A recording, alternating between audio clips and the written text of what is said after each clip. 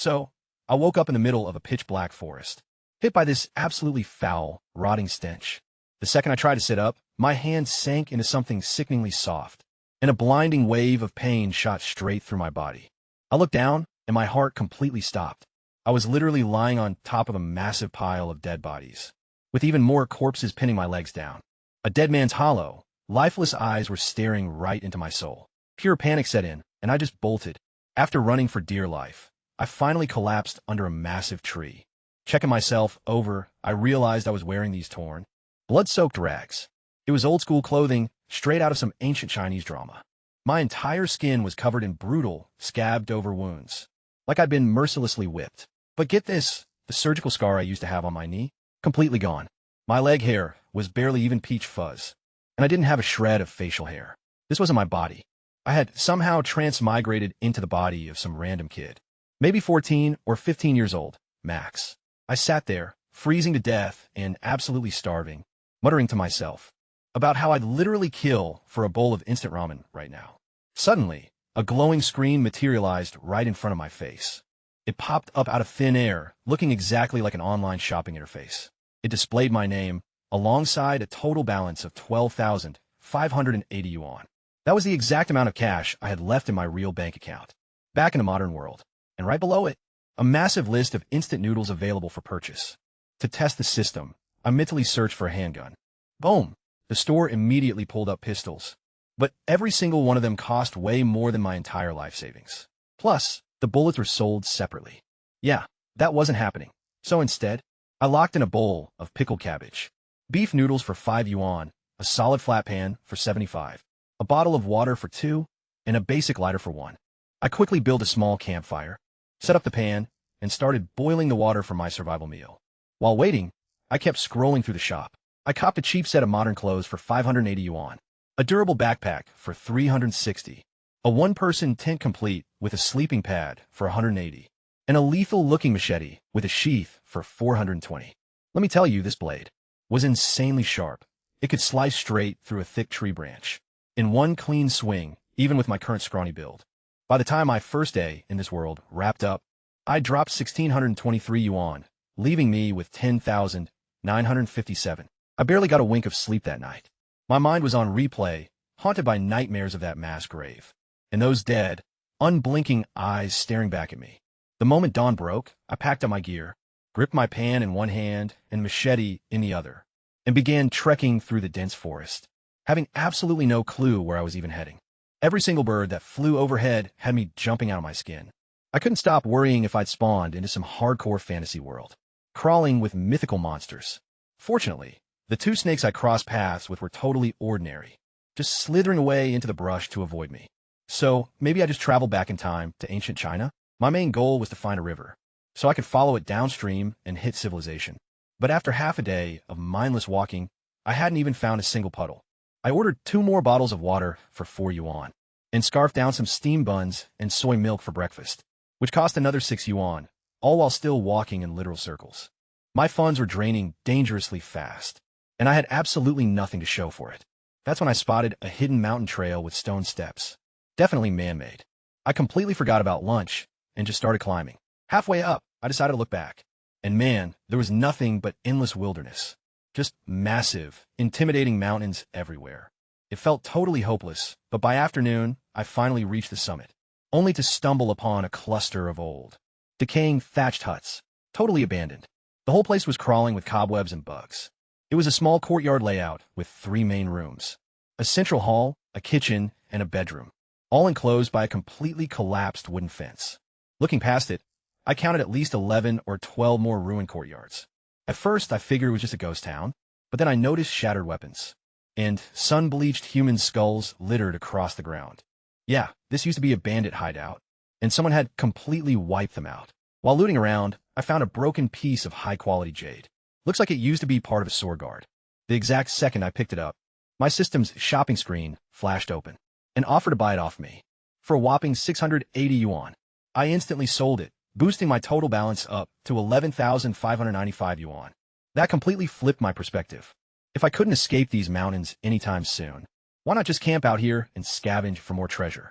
Since this specific courtyard was in the best shape, I decided to claim it as my new base of operations. I pitched my modern tent right on the flat stone slab right outside the house, and spent the remaining hours of daylight hacking away at the thick weeds with my machete, piling them up so they could dry out for firewood. I actually dug up an ancient bronze sword too, but it was way too rusted and damaged to sell to the shop. At best, it was only good as a fireplace poker. Feeling absolutely loaded from that jade sale, I decided to splurge, buying a gourmet roast suckling pig for 388 yuan. But man, the system scammed me. It was tiny, maybe 4 or 5 pounds max. It was barely enough to count as a single meal, instead of the 3-day ration I was planning for. But God, the aroma was absolutely insane. I dropped another 50 yuan on a heavy-duty steel grill rack, just to make sure my expensive dinner didn't fall into the ashes, and slowly roasted it over the open campfire. End of day, 2 status check. My balance is down to 11,157 yuan. I devoured that entire roast pig last night, and it was so incredibly greasy that I couldn't even sleep. I literally had to buy a bottle of sour plum juice for 3 yuan, just to soothe my dying stomach, finally passing out somewhere around midnight. Naturally, I slept through the entire morning. By the time I blinked my eyes open, the sun was already high in the sky. I just sat there on the stone slab, staring out at the horizon, wishing I had enough cash to just spawn a helicopter and fly out of this place.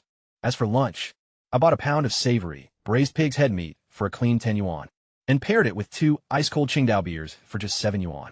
Cheap, lazy, and highly satisfying. Then I looked over the massive pile of weeds I cleared yesterday, and figured, hey, why wait for them to dry? Let's just burn the whole pile right now. Since I had my trusty lighter, getting it lit was an absolute breeze. Except for one small problem, the grass was still damp.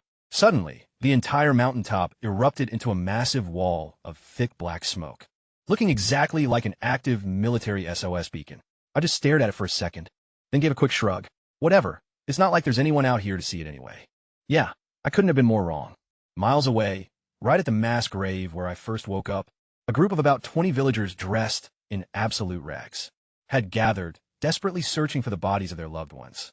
They had been brutally slaughtered by Turkic raiders, who swept south to plunder everything in sight and forced the locals into brutal slave labor, straight up beating anyone to death who dared to resist. Among the crowd was a teenager, maybe 16 or 17, sitting on the dirt with a completely hollow, lifeless stare. An elder, whom the villagers called Second Grandpa, handed him some water, begging him to hang in there. The kid's name was Dalong, the eldest son of his family, and he was desperately hunting for his younger brother, a boy named Yunfei, which plot twist was me. They hadn't found my body among the pile of dead, and nobody knew if that was a miracle or a death sentence.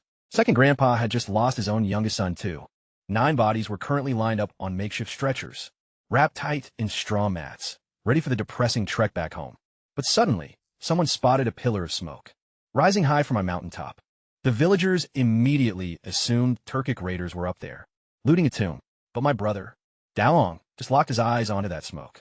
He felt this intense, magnetic pull towards it, a crazy gut feeling he just couldn't ignore. Second Grandpa frantically tried to hold him back, warning him that it was a suicide mission, begging him not to throw his life away, when he was the absolute last surviving male in our bloodline. But Dalong just choked out an apology, asked the old man to look after our mother, and bolted at full speed toward my mountain. Meanwhile, I had absolutely no clue a literal drama was unfolding. I was just chilling, knocking back a cold beer, completely oblivious that the smoke from my little weed-clearing fire was guiding my long-lost brother straight to my doorstep. I spent the rest of the afternoon hacking away at weeds around the ruined huts, hoping to strike gold or find some more valuable jade. But nope, zero luck. Just a bunch of creepy human skeletons. I was seriously starting to regret setting up camp in this straight-up horror movie setting. And honestly, I was ready to buy a compass from a system and hightail it out of these mountains first thing tomorrow. But then, a massive flock of birds erupted from the tree line below, flying in a panic formation right towards me. Instant panique mode. I dove straight into my tent. After holding my breath for what felt like forever and hearing zero signs of imminent danger, I peeked out, clutching my frying pan and machete like a madman. Someone was definitely scale climbing the mountain, lured in by my smoke signal. I quickly dropped 200 yuan in the shop to buy a pair of binoculars and focused my vision downslope. It was a young guy wearing rough, ancient-looking cotton clothes. Definitely local, and holy crap, he was moving at absolute warp speed, leaping up those vertical, jagged cliffs like it was a casual stroll. At this point, I'm losing my mind. Like, did I just get ice-guyed into a literal martial arts cultivation world? But then his voice echoed out, screaming my name. Yunfei. Yunfei. He cleared the summit in the blink of an eye. He looked a bit older than me. Sun-bronzed, seriously built, with sharp, intense features. I instantly thrust my machete forward, demanding to know who he was. He gave me this completely baffled look, and then, with lightning-fast speed, flicked me right on the forehead. I didn't even see it coming. I dropped everything, hitting the dirt and writhing in absolute agony. Suddenly, he calls me his little brother, and demands to know why I'm treating my own flesh and blood like a stranger. Bro, I had literally zero clue who this guy was. Turns out, my new body's memories didn't come with the download. To make sure, he pulls me aside to check my inner thigh for a specific birthmark. A tiny, dark red crescent moon. And yup, it's there. He confirms I really am his brother. The guy this world calls Erling. Next thing I know, he grabs my shoulders, eyes welling up with tears, and asks if I remember our mother, or our little sister. I just slowly shake my head. I mean, it's not like I could tell him the brutal truth, that his actual brother is long gone, and I'm just some random soul from another world, who hijacked his body in ancient times. If I said that, they'd probably burn me at the stake for demon possession. So, I play the ultimate wild card, amnesia. I spin a story about waking up terrified in a massive pile of corpses, leaving my mind completely blank. And hook, line, and sinker, he buys it completely. Turns out he had just come from that exact mass grave, desperately searching for my body. He's ecstatic that I'm alive, and wants to drag me back home immediately, to see our mother and our younger sister, who apparently absolutely worshipped me. Honestly, this worked out perfectly for me. I desperately needed a way out of these treacherous mountains, and now I've got a personal guide. Plus, think about it. This absolute unit ran all this way, just on a wild hunch that I might still be breathing. Having a ride-or-die brother like that, not a bad deal at all. I tell him to give me a second while I gather up my gear. End of day, 3 balance check. 10,937 yuan. Not bad. As we start heading down the mountain, I try to extract as much intel as possible about my new family by peppering my brother with endless questions. Turns out our household consists of just 4 people. No extended relatives whatsoever. Eventually, he gets totally annoyed by my nonstop chattering and snaps at me to shut my mouth. He warns me that these mountain passes are incredibly lethal at night, and any noise could draw in apex predators. But honestly, having him by my side changes the entire game. The guy's tall, built like a brick wall, and clearly knows how to handle himself in a fight. For the first time, since waking up in this brutal world, I actually feel safe. To play nice, I offer him a modern bottle of water.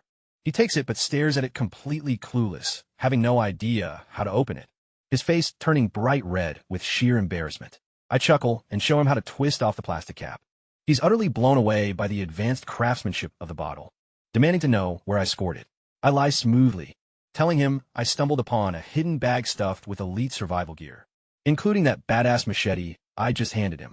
He doesn't press any further, just tucks the half-empty bottle straight into his waistband, like a makeshift canteen. We push our pace through the dark, until the moon is high in the sky. Suddenly, he points down toward a small, rustic village and tells me that we've finally made it home. Home.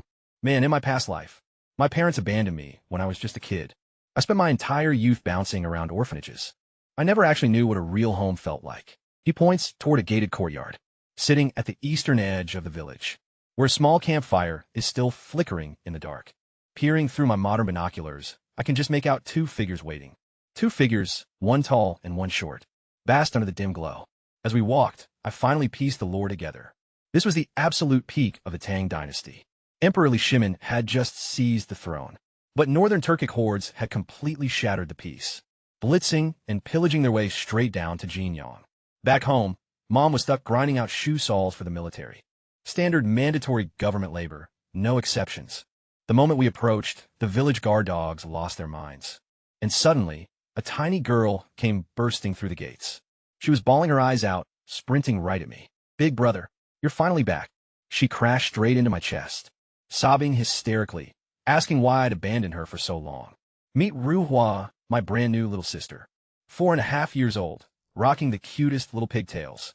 I had zero memories of her, but her tears instantly hit me right in the feels. My eyes welled up as I gently cupped her face, swearing to her that I was never leaving again. Then Mom hurried out.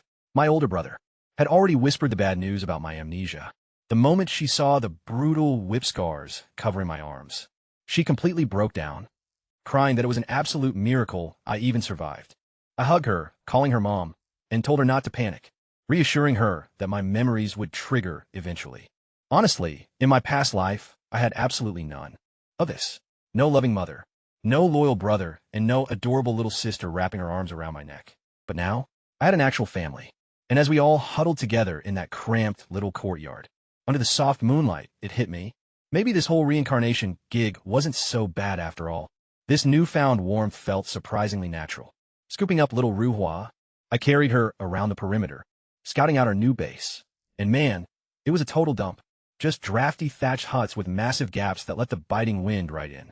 Swarms of mosquitoes everywhere, mice throwing a party across the floor, and roaches casually strolling around like they own the place. The yard itself was a decent size, though. Maybe 200 to 300 square meters, splitting off into 3 distinct rooms. There was a main living area with a single bamboo cot, a shared bedroom for me and my brother, packed with 2 more bamboo beds, plus a hunting bow paired with crude bamboo arrows hanging on the wall. Finally, a bare-bones kitchen stocked with nothing but firewood. Realizing we hadn't eaten a single bite, Mom immediately started prepping some flat noodle soup. But my brother instantly cut in, telling her to skimp on the precious flour and load it with wild leaves instead. Rations were dangerously low. As the sole provider, he had to risk his life hunting the treacherous mountains, using nothing but primitive gear, just to barter for basic survival supplies. It was a brutal, cutthroat existence where most hunters simply never returned.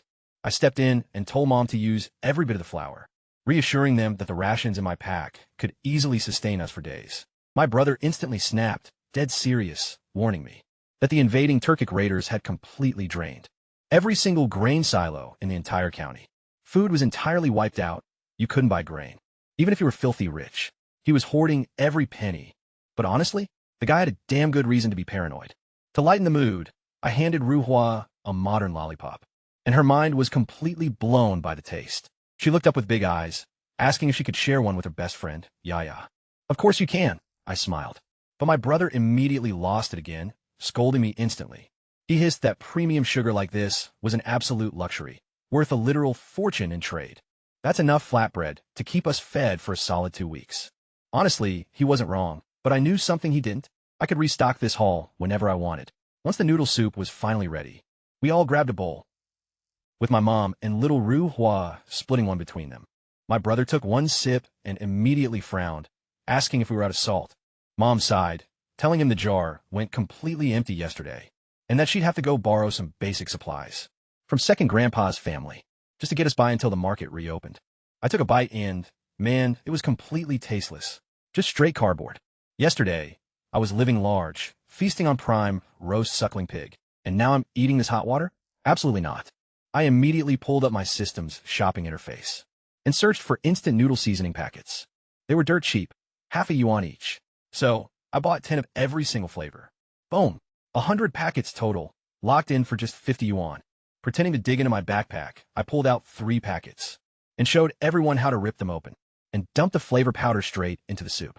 The exact second I stirred it in, the entire room exploded with a rich, mouth-watering aroma of spicy beef ramen. Ruhua literally squirmed out of Mom's arms and dove straight into my lap, begging for a bite. She took one sip, and her eyes went completely wide with pure wonder. But Mom and my brother weren't buying it.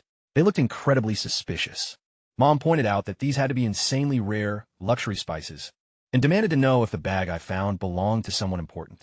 My brother's hand instantly dropped to the machete at his waist. Dead serious, terrified that I had stolen from some high-ranking powerhouse who'd hunt us down. I just laughed it off and lied through my teeth without flinching. I told them, relax, it's just leftover gear from some wealthy foreign merchants who fled the region. As long as we keep our mouths shut, nobody is ever going to know.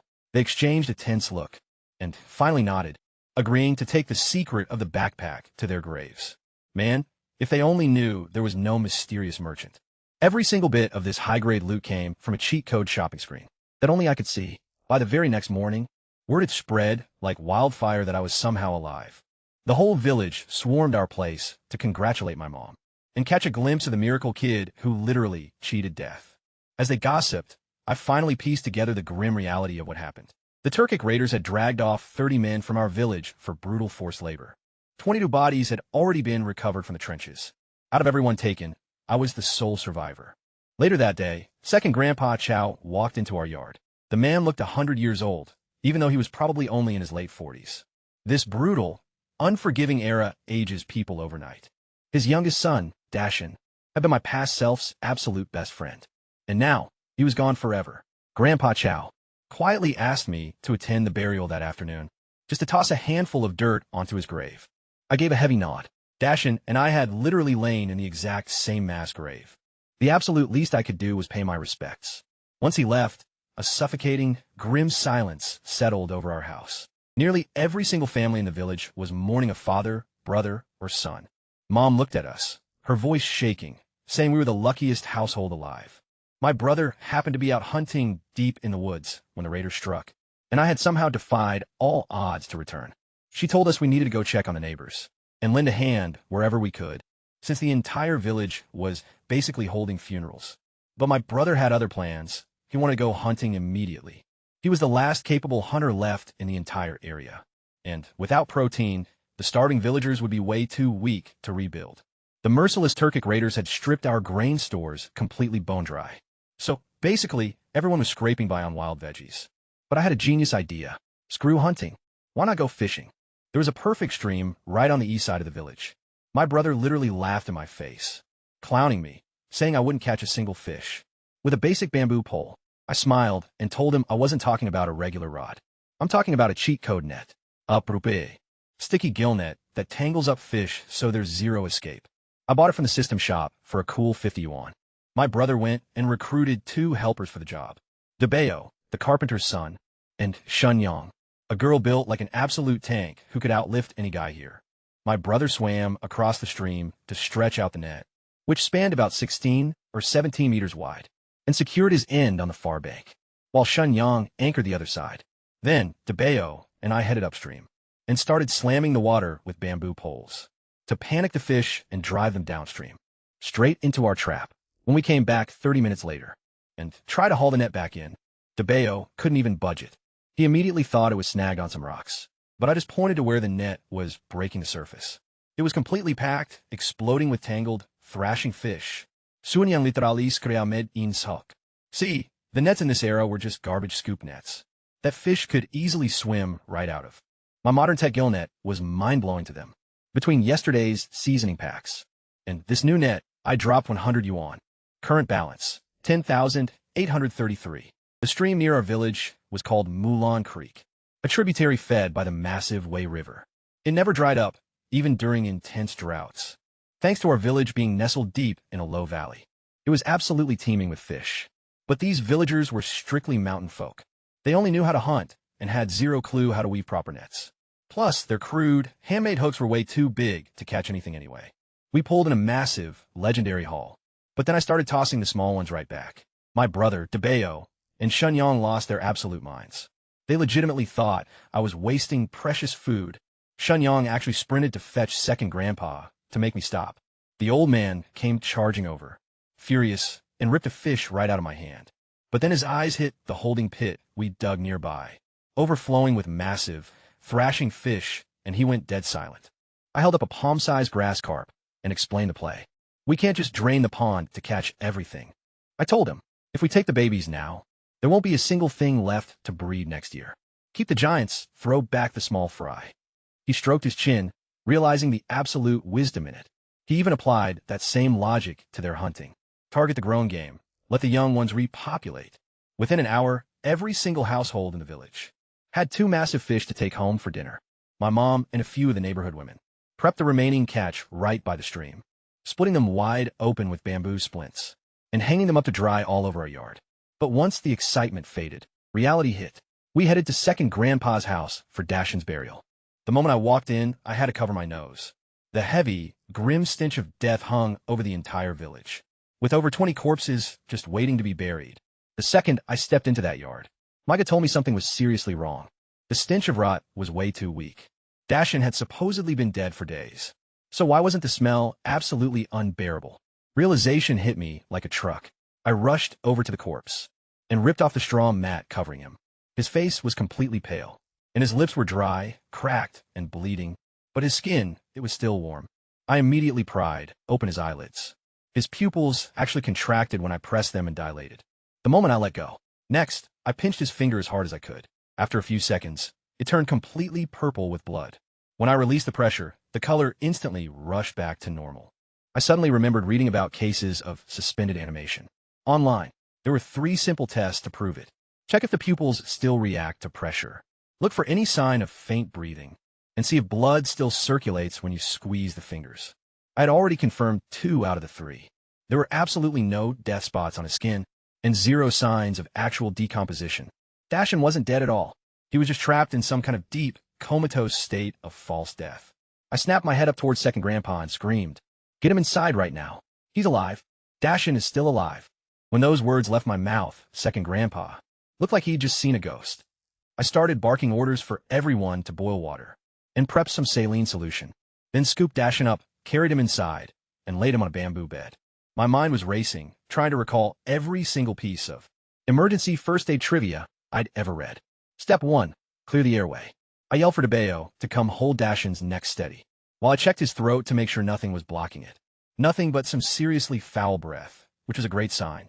I grabbed his shoulders and began violently shaking him, screaming his name at the top of my lungs. Usually, that's more than enough to snap someone out of a light unconscious state. But Dashin had been completely unresponsive for 2 whole days. He didn't budge. Second Grandpa rushed in with a flicker of hope. But when he saw me aggressively slapping his son's body, he almost lost it. Somehow, the old man managed to hold himself back, likely out of respect for the deep bond between Dashin and the guy whose body I was currently inhabiting. Suddenly, a light bulb went off. The philtrum acupressure point. That crucial spot right between the nose and the upper lip. I dug my knuckle into it with everything I had. Boom! A tiny, faint puff of air brushed against my finger from Dashin's nose. I needed absolute confirmation. I quickly plucked a loose thread from the bedsheet and held it directly beneath his nostrils, demanding everyone in the room hold their breath and freeze. The thread twitched. Debeo let out a sharp gasp. I hovered it even closer to his nose, to guarantee it wasn't just catching the draft from my own movements. Sure enough, the thread gently lifted and fell against his skin, rhythmically pushed by Dashin's actual breathing. "He's alive," Debeo yelled in sheer disbelief. Second Grandpa watched in awe as his son's eyelashes began to flutter, followed by his chest visibly rising and falling, with real, unmistakable breaths. The old man broke down completely, throwing his arms around Dashin, and sobbing that the Chow family bloodline wasn't going to end. After all, I quickly checked Dashin's pulse. It was completely steady. Color was finally rushing back into his eyes. The guy was actually going to make it. Right on cue, my brother rushed in, clutching a clay pot of salt water. He literally scraped together every grain of salt in the village, just to whip this up. I immediately ordered Xiangyang to get a bowl down Dashin's throat and prep another dose for 4 hours later. The man hadn't had a single crumb or drop of water in days, so his body was screaming for fluids.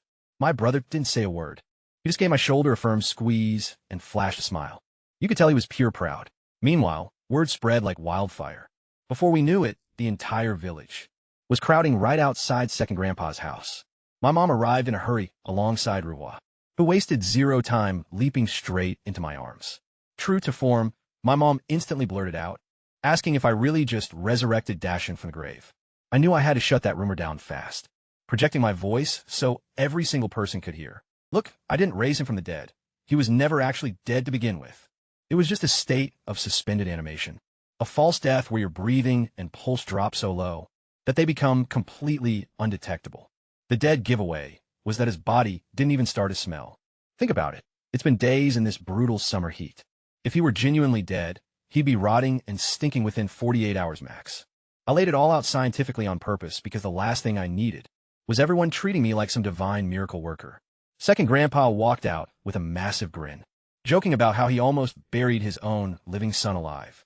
I reminded him to keep pumping Dashin full of salt water and to whip up some fresh fish soup later to get his strength back.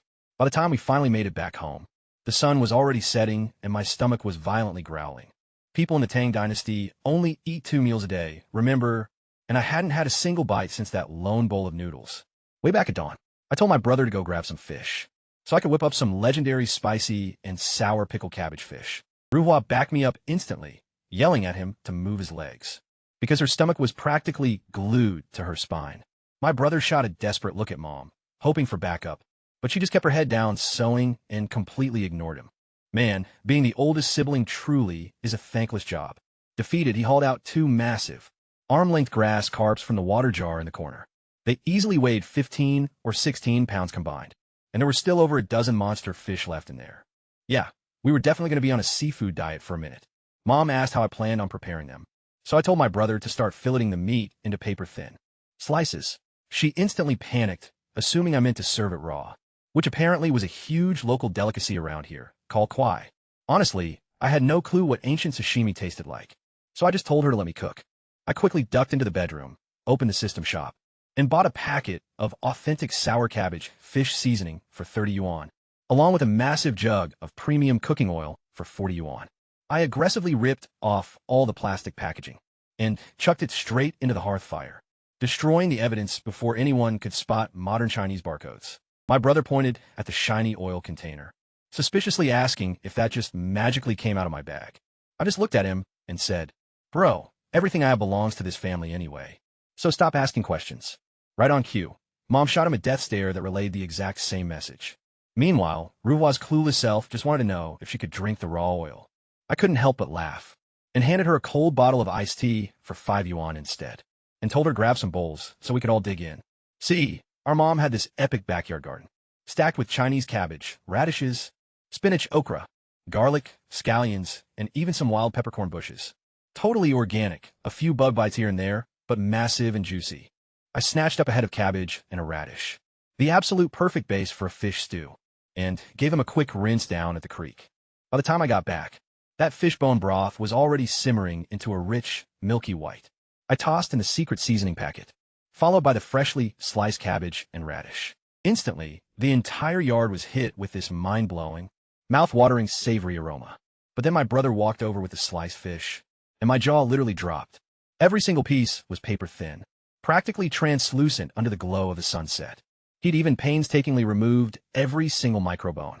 And trust me, grass carp are notorious for those. So I was low-key terrified Ru Huawei might choke on one.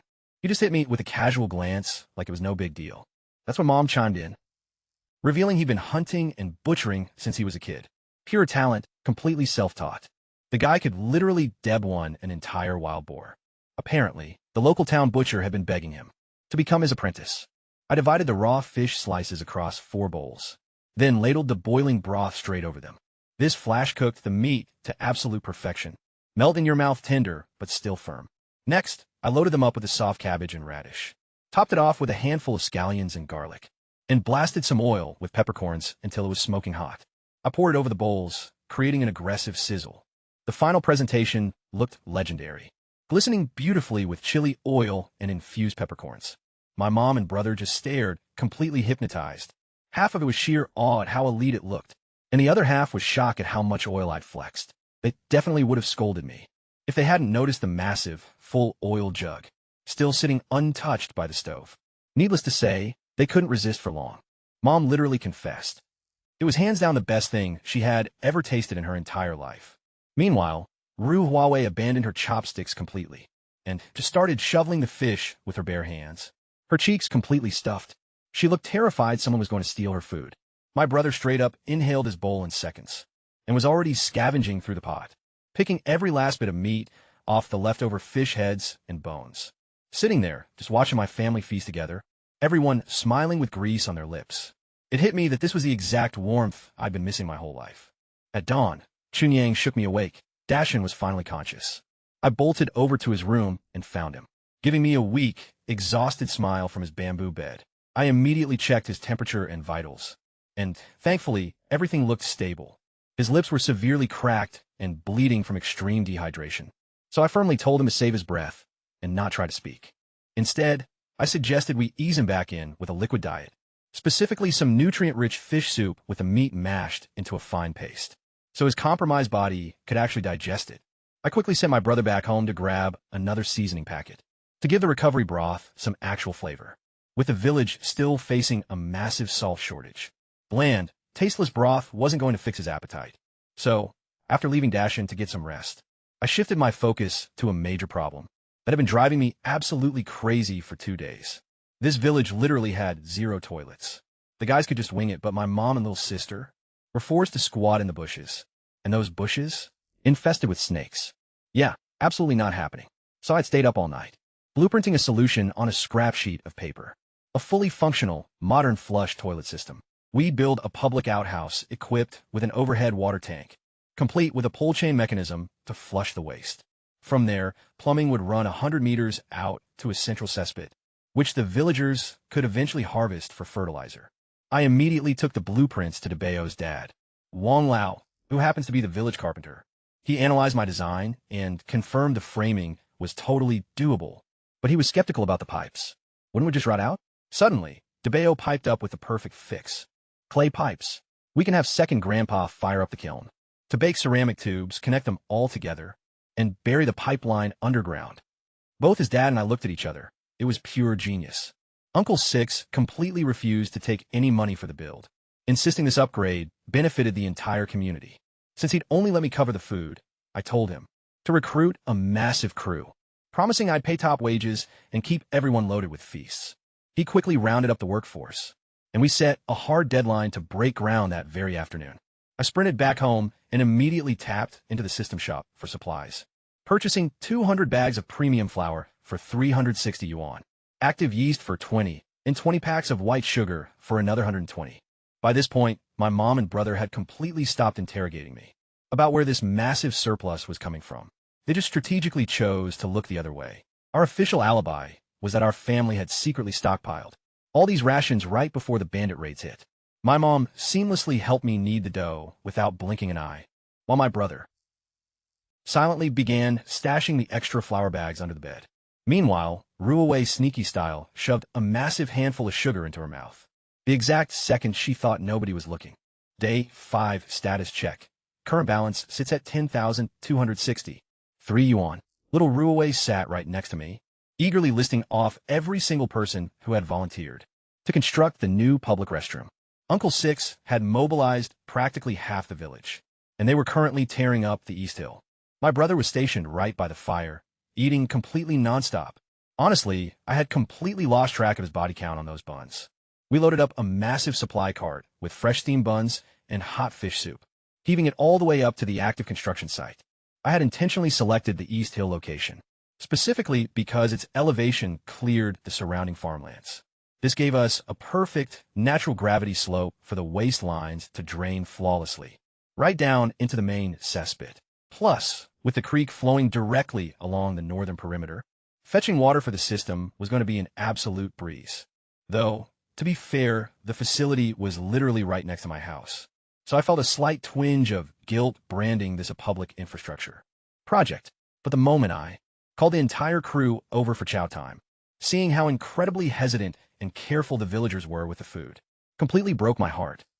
Uncle Six picked up a single bun, staring in absolute shock at how fluffy it was. In his entire life, he had never seen anything like high-tier steamed bread, leavened with actual yeast. Instead of those rock-hard, depressing flat cakes they usually call food, the women only ate a single bun each, carefully wrapping the second one in leaves to smuggle back home for their families. I tried telling them that I'd made an absolute mountain of food, and that another massive batch was steaming back at the house right now. Meanwhile, Uncle Six was busy losing his mind at Debayo, demanding to know exactly how many he'd scarfed down. Debayo casually held up one finger before quietly whispering 10. Uncle Six looked ready to spontaneously combust. I quickly jumped in to de-escalate, explaining we had 120 buns in total, with even more on the way. Right on cue, Chunyang shoved a steaming bowl of fish soup directly into Uncle Six's hands and told everyone to stop acting so damn polite. Finally, he relented, locking in a solid 5 buns per person, plus extras. After totaling up the wages over lunch, Uncle Six took me over to inspect the build site. This massive public outhouse stretched 10 meters long and 5 meters wide, perfectly split into men's and women's sections, with 20 stalls in total. It was more than enough for a tiny village of under 200 people. But then he dropped a piece of info that completely floored me. Turns out, Second Grandpa was personally crafting the clay pipes. We're talking 600 individual sections, and he'd hired 20 full-time workers entirely out of his own pocket. He was burning through cash, specifically the life savings he'd set aside for Dashin's future wedding. He was doing all of this just to repay me for saving his son's life. Instantly, guilt washed over me. I seriously should have anticipated this and covered his end of the expenses. But I knew if I tried to force him to stop now, he'd stubbornly refuse. To him, this was a matter of pure pride and honor.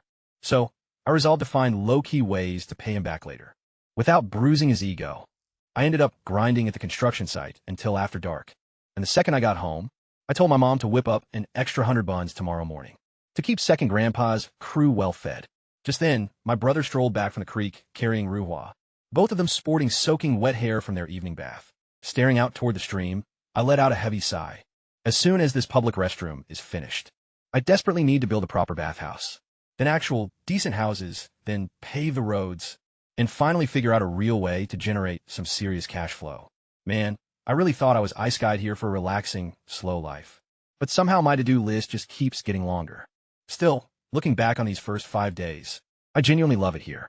A fiercely loving mother, a reliably tough brother, and a completely adorable little sister. Who knows, maybe down the line, I'll even find a wife.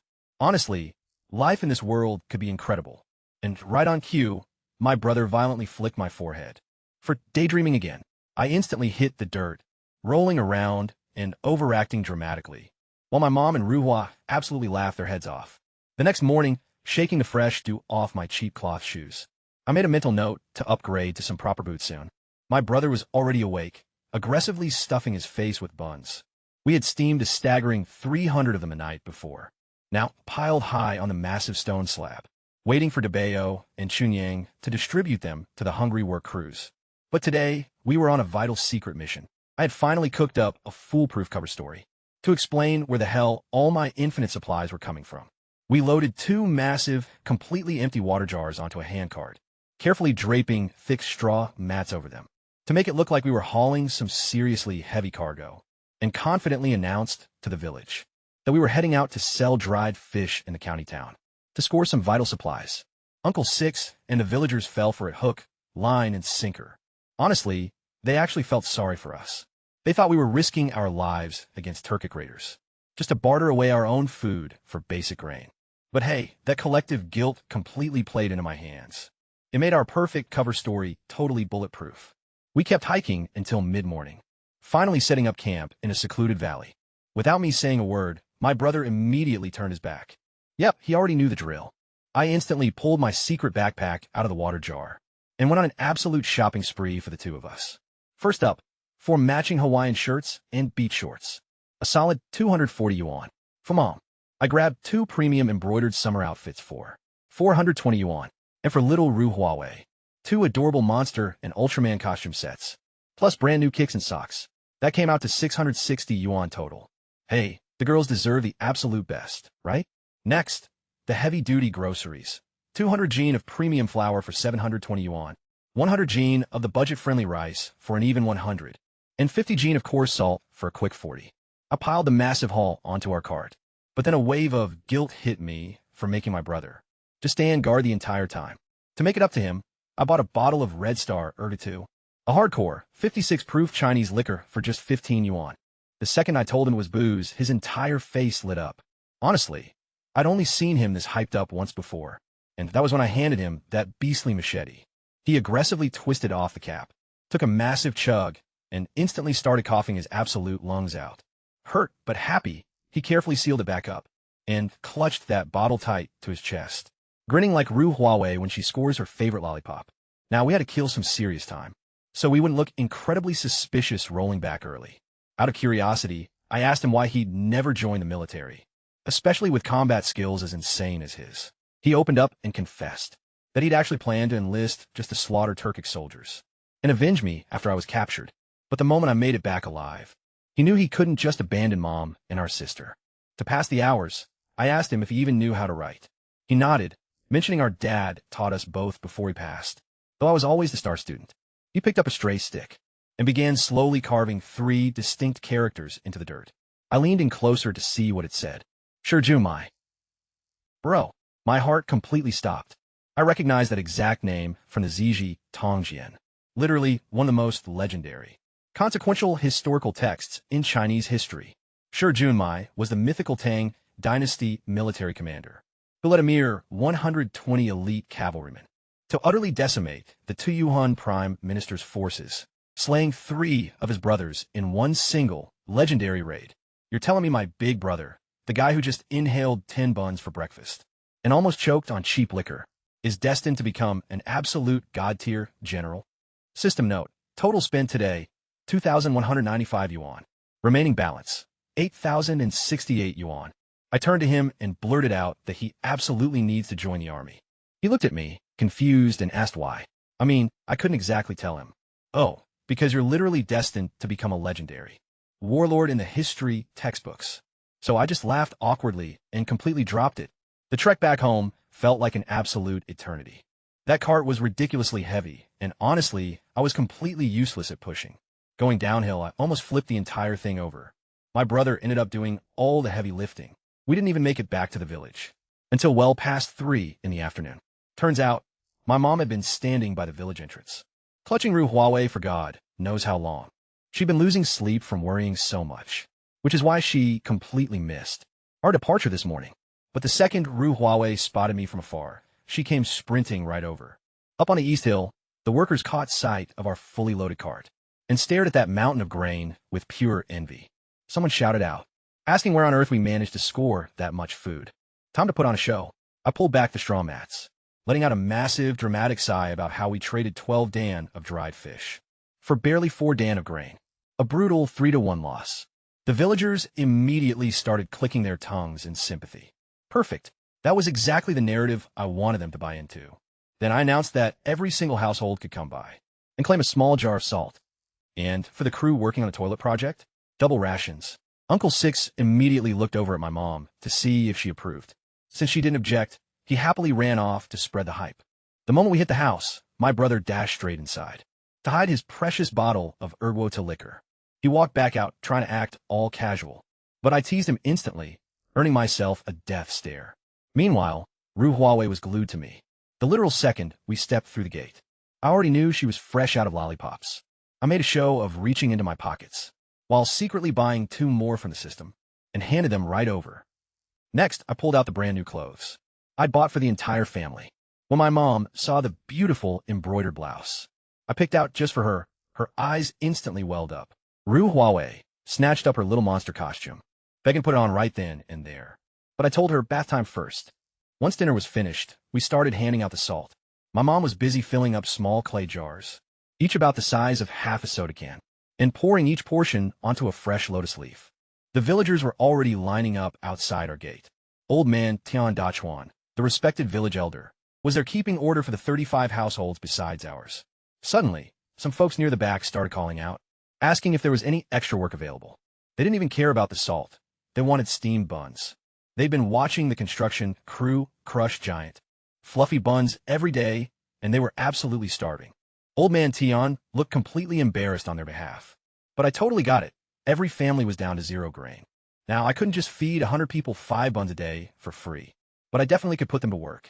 I told Grandpa Tian I needed 10 strong guys to help out with the fishing, plus another 6 to gut them and prep the dried fish.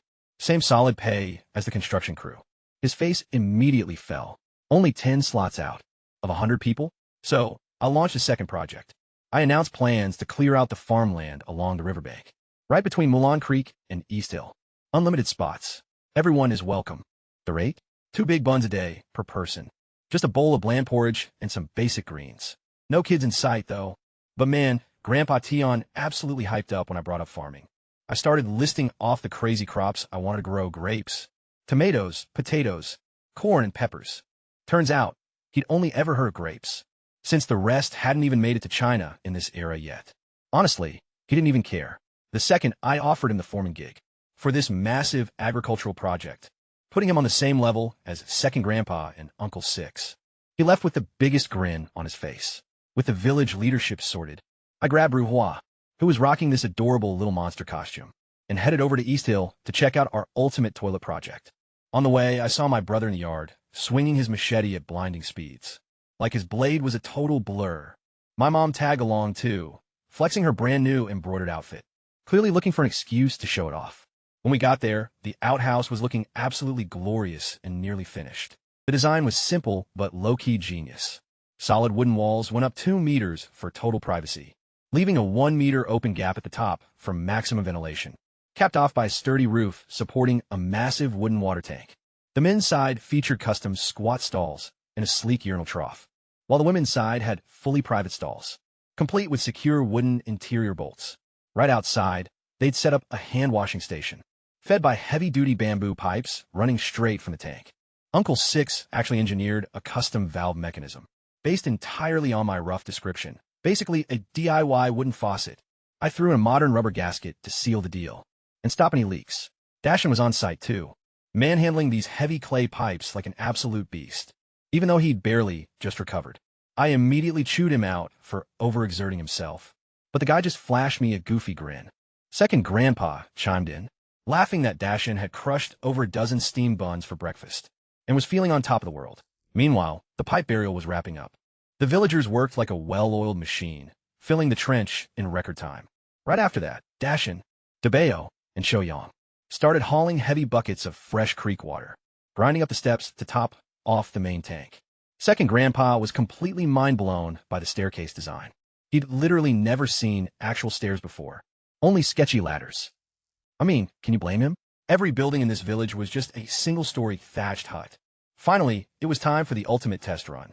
I sent Debeo and Shoyang inside first, since they were practically begging to try it, while I led Second Grandpa and Uncle Six down the ridge to monitor the output at the main cesspit. The two old-timers looked low-key salty about it. They totally wanted the honor of the first flush. But before we even hit the bottom of the slope, the sound of rushing water echoed through the underground pipes, followed by a glorious splash right into the pit. Boom! Flawless victory. It worked perfectly. Glancing over at the sprawling riverbank right next to the pit, I saw about 70 or 80 mu of flat land, totally overgrown with wild reeds and weeds. This was the exact gold mine I was going to transform into prime farmland. And with the cesspit right here, we had a massive, unlimited supply of fertilizer on standby. Hyped up, I slapped Uncle Six on the back and gave Second Grandpa a knowing wink. I invited them both over to my place tonight to crack open some top-shelf, premium liquor, but I warned them to keep it low-key since my stash was strictly limited. Instantly, their eyes lit up like Christmas trees. These two 60-year-old geezers were instantly bonding over the promise of free alcohol. They nodded in perfect, hilarious sync. I quickly handed Ruhua over to my mom and bolted up the hill to test out the new setup myself. The modern flush toilet was officially complete, and the entire village absolutely lost their minds over it. People who didn't even need to use the bathroom were literally lining up just to witness the flush mechanism in action. Dashin and Debeo had to haul dozens of heavy water loads just to keep the tank full, until Chunyang finally stepped in and laid down the law, declaring that every household had to take turns filling it up. Fair enough. That evening, Second Grandpa and Uncle Six stopped by our place for dinner. As promised, my brother was the one pouring their drinks, looking incredibly salty, because he genuinely thought I had stolen the bottle I'd previously gifted him. In reality, I had secretly bought a brand new one, and just transferred it into a rustic clay jug. But hey, no need to spoil the mystery. To go with the drinks, I whipped up an absolute feast: pan-fried dried fish, a spicy chopped pepper fish head, chilled seasoned vegetable strips, and some glistening, oil-braised river prawns that the local villagers had gifted us. These things were massive, wild, and the kind of premium stuff you'd only find in untouched deep mountains back in the modern era. While everyone was drinking, I casually asked Second Grandpa about how the villagers actually made their living around here. He began breaking down the local economy. Old Man Tion was a vegetable farmer who usually made his coin at the counter market, but since it had been completely shut down for 2 months, all his hard-earned crops were literally rotting away in the fields. Second Grandpa himself was a traditional potter who crafted fermentation jars and water crocks. Then there was a guy named Willow 3, the village scholar who handled teaching and letter writing. But Uncle Six was clearly the big earner of the group, an elite master carpenter who pulled high-paying gigs all over the county town. Seizing the opportunity, I told Uncle Six I was serious about building a brand new house and wanted him to check out my custom blueprints. He immediately agreed, only asking for some premium liquor to use as bribes for connections. The moment the county market reopened, I smirked and promised him all the top-shelf alcohol he could drink the second the house was finished. But right then, I noticed Second Grandpa looking completely left out and downcast. Suddenly, my mom sharply nudged my foot under the table. She was totally right. I had just handed Uncle Six a massive, lucrative project, while leaving Second Grandpa out in the cold with absolutely nothing. This was the same man who had literally drained Dashin's wedding savings. Just to back me up, People don't mind grinding through poverty, but they absolutely despise being treated like second-class citizens. Realizing my mistake, I instantly pivoted the conversation. I brought up Old Man Tion's wasted vegetable surplus, asking why the village didn't just pickle them to preserve the food. Second Grandpa sighed, explaining that pickling around here was an absolute financial gamble. It required an insane, expensive amount of salt, and 9 times out of 10, the jars would fail and rot anyway. Only filthy rich merchants could afford to burn money trying it. Hearing that completely blew my mind. Coming from modern era, I knew for a fact that proper fermentation barely needs any salt at all. We're talking a mere 2 to 4%. The real magic comes from lactic acid bacteria, thriving and fermenting in a perfectly airtight environment, not from drowning it in salt. If their success rate was a pathetic 10%, they were fundamentally messing up the basic science of it. They were probably letting contaminated tap water or residual oil ruin the batch, or just using way too much salt and killing the good bacteria. Plus, they completely rushed the fermentation process. But hey, this was an easy fix for me. If Second Grandpa could craft the clay pickling jars, and Grandpa Tion could lock down the vegetable supply, all I had to do was teach them the ultimate technique. Boom. Everyone gets a job and solid trade value. I flashed Second Grandpa a confident smirk. Yo, you should probably go grab Grandpa Tion. Later, I strutted out of the house rocking my new Hawaiian shirt and beach shorts, feeling absolutely immaculate, until I spotted my brother wearing the exact same fit. Identical clothes, except he was rocking bulging muscles and bronze skin, while I looked like a pale, malnourished skeleton with visible ribs. And the worst part? He was wearing straw sandals handmade by my mom, and they looked a million times cooler than my knockoff sneakers. Naturally, I threw a total tantrum and demanded my own pair. My mom looked at my perfectly fine modern sneakers, then at my brother's completely trash sandals, clearly convinced that I had lost my mind. Still, she pointed me toward a hidden stash under the bed. I immediately swapped into the straw flip-flops, unbuttoned my shirt halfway from maximum drip, and began parading around the yard, like I was walking a high-fashion runway. My brother looked like he wanted to kick me straight through a wall. Mom then mentioned that Grandpa Tion and Second Grandpa had dropped by looking for me. While I was bathing, they'd headed over to the pottery workshop and wanted me to meet them there. This had to be about our pickle empire. Last night, the very second, I dropped the news that I had a foolproof method for making pickles. Both of the old-timers instantly hyped up. See, in this era, 9 out of 10 pickling jars completely spoiled, so only filthy rich merchants even dare to try it. But I possess the ultimate cheat code. Low salt, perfect fermentation timing, and absolutely zero contamination from unboiled water or oil. The raw ingredients were dirt cheap, especially since I was hooking them up with the salt supply. This was literally free money. But the real gold mine was the timing. Winter was only 2 or 3 months away, and during those freezing months, when absolutely no fresh crops could grow, pickles would become a massive luxury. The wealthy families in the county would gladly pay top dollar. We had plenty of time to mass-produce our stock. When I finally rolled up to Second Grandpa's place, rocking my straw flip-flops, the courtyard was absolutely packed. It was mostly women in their 20s and 30s, with only a handful of older men. The brutal Turkic raids had taken nearly every young man away from the village. Second Grandpa had already prepped the clay, while Grandpa Tion had harvested, washed, and sliced over a dozen massive baskets of veggies, leaving them out to dry along the hillside. Everyone was literally just waiting on me. I whipped out my custom blueprint for the pickling jars. Second Grandpa gaped at the premium quality paper first, before hyper-focusing on the drawings. It was a clean charcoal sketch of a standard pickling jar, complete with detailed close-ups of the lid and the rim. The rim was where the magic happened. It featured a specialized water seal groove around the top, allowing the lid to sit perfectly submerged in a ring of water, creating an absolute 100% airtight seal. Custom lids engineered to vent fermentation gases, while keeping the outside air locked out. The moment I explained the concept, Grandpa's eyes lit up. He instantly got the vision and said he could nail it. He even begged to let Dashin tag along, just to study my drafting techniques. The old man literally vowed to pull an all-nighter to fire 50 jars, ensuring our pickling empire launches by tomorrow. The rest of the workers were absolutely hyped. They didn't really grasp the business strategy, but they knew one thing. It guaranteed an endless supply of fresh steamed buns. Looking around, I asked where Uncle Six ran off to. Grandpa Tion just grinned and pointed out toward the village entrance. Turns out, Uncle Six was already out there breaking ground, excavating the foundation for our brand new pickle workshop. He'd assembled a rogue construction crew without even waiting for my orders. determined to crush the foundation work today and have the walls standing tall by tomorrow. I caught his eye and couldn't help but smirk. Somehow, I'd managed to surround myself with squad. That was way more impatient and driven than I was. But real talk, feeding nearly 300 heavy-duty buns a day to these crews was straight up bleeding my bank account dry. A single bag of flour barely survived 24 hours. We're talking 50 gene of flour at a brutal 3.6 yuan per gene. That's 180 yuan literally evaporating every single morning. So, my brother and I staged another supply run back to the modern county, returning with a massive 500 gene haul of flour that set me back a whopping 1,800 yuan. I pulled out my digital balance and physically winced. Total funds left, a measly 6,125 yuan. Yeah, I drastically needed to start bringing in profit, instead of just hemorrhaging cash. I've been playing SimCity in this isolated valley, building infrastructure, but I hadn't made a single move to actually monetize this operation.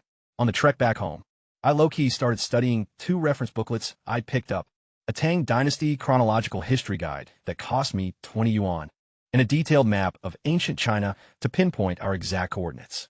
Turns out, Ziogo village is nestled right between Jinyang County and the imperial capital of Chang'an, with a massive Wei River and its tributaries, carving through the terrain like giant, natural defensive moats. Right now, the terrifying Turkic army is mobilized north of Jinyang, boasting hundreds of thousands of battle-hardened troops. Luckily, the raging rivers are stopping their main force from marching south. For now, it's just small agile, raiding parties crossing over to pillage defenseless border villages. Cross-referencing the historical texts, Li Shimin has only been sitting on the imperial throne for 9 days. And in exactly 6 days, the Turkic vanguard is scheduled to blitz Jialing County, to the east, right where the riverbank narrows down, which means our current zone south of the river is actually a relative safe haven. I was completely lost in thought, muttering these facts aloud, when my brother abruptly snapped me back to reality. We had just hit a punishingly steep incline, and needed to put our backs into shoving this heavily loaded supply cart uphill. But the moment we reached the crest, absolute disaster struck. For massive, heavily bearded, Turkic vanguard soldiers were lounging casually on the stone platform, their warhorses hitched nearby. Their overflowing saddlebags made it obvious they just brutally ransacked the nearby settlements. My heart violently skipped a beat. Panicking, I instantly opened my system shop to search for weapons. A firearm was way out of my budget, so I quickly dropped 400 yuan on a tactical titanium alloy short knife. I gripped the hilt tightly inside my pocket, my palms instantly drenched in cold sweat. Locking eyes on the enemy, I calculated their numbers and whispered a warning to my brother. Could he actually pull this off? He adjusted the massive machete at his waist, shot me a deadpan look, and walked straight toward them. The Turkic raiders started barking insults in their native tongue and unsheathed heavy, lethal swords from their saddles. I ducked behind the wooden cart, absolutely terrified. These guys were battle-hardened killers, and I was currently stuck inside the weak body of a 14-year-old. But then my brother moved with that same insane speed. From the day he first rescued me up on the mountain. With one clean flash, the leader was clutching his throat, as blood painted the dirt crimson. The remaining 3 raiders completely froze in shock. They had never encountered a regular Tang civilian brave enough to fight back, let alone blitz them first. Panicking, 2 of them grabbed their bows and scrambled for the tree line, while the third charged my brother head-on with a sword. I screamed a warning at the top of my lungs. If those archers managed to slip into the forest, we were absolute toast. But my brother casually sidestepped the incoming slash and decapitated the guy in one effortless swing. The head literally came rolling right to my feet. I dropped straight to my knees and threw up my guts. He glanced back briefly to check if I was still breathing, then crouched low to the ground and launched himself like a rocket at the 2 fleeing archers. Utilizing that supernatural, god-tier speed, he closed a 15-step gap in the blink of an eye. Before they could even notch an arrow, 2 blinding slashes left them both dead. Just like that, for elite Turkic soldiers, were wiped out in seconds. Meanwhile, I was still dry heaving, right next to a severed head, while my brother calmly dragged the 4 fresh corpses deep into the brush. Then, he turned around to stare at their 4 horses, which were heavily loaded with saddlebags, overflowing with stolen loot. He looked completely torn between wanting the massive payday and fearing the inevitable blowback. I casually walked over and stroked the mane of a massive, powerful chestnut stallion. I boldly told him we were keeping every single one of them. Our dirt-poor village didn't possess a single horse, let alone a donkey. There was no way we were leaving this fortune behind. He was terrified this stolen loot would bring total ruin to the village. But I quickly talked him into it. See, I couldn't exactly explain to him that thanks to my knowledge of future history books, I knew the entire Turkic crisis would be resolved very soon by the historic treaty at the Wei River. So I just looked him in the eye and told him to trust me as he began hitching the horses to our ragged cart. I couldn't stop grinning at the virtual system shopping screen, frantically flashing right in front of my face. The 4 dead raiders had been carrying a whopping 21 liang of pure gold stashed inside an embroidered pouch. The system immediately offered to cash it out for a staggering 210,000 yuan. Since it was unrefined gold with impurities, it was valued at roughly 200 yuan per gram. They also had 70 liang of silver on them, but the system flat out refused to buy that back. Honestly, that makes sense, considering how incredibly cheap silver is in the modern world.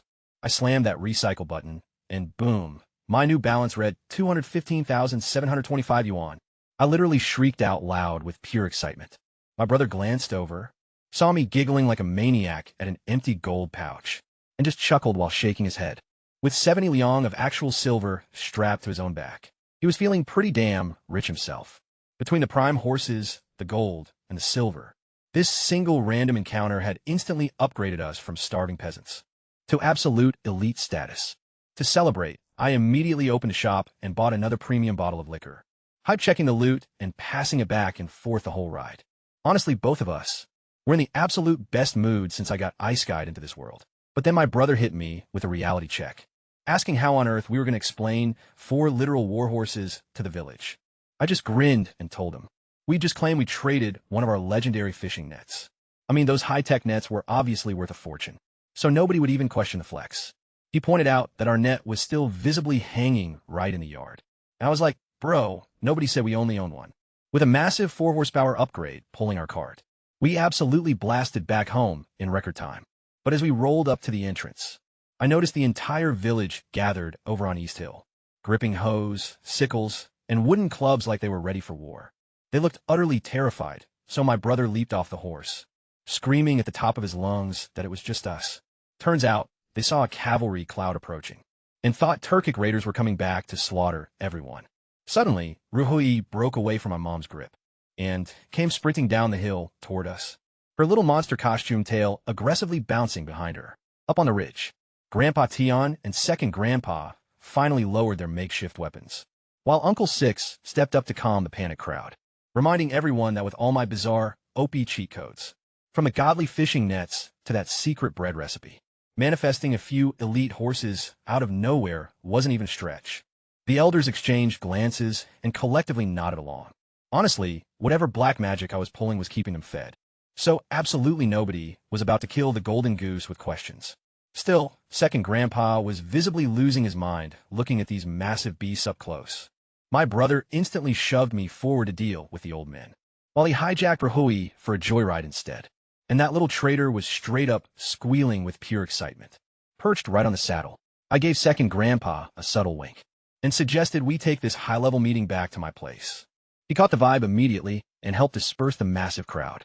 The inner circle of village elders followed me inside, while I quickly dispatched Dashin and Debeo to go stable and feed the other 3 warhorses. The exact second I sat down, every single old man in the courtyard locked their eyes onto me, just dying to interrogate me about the new rides.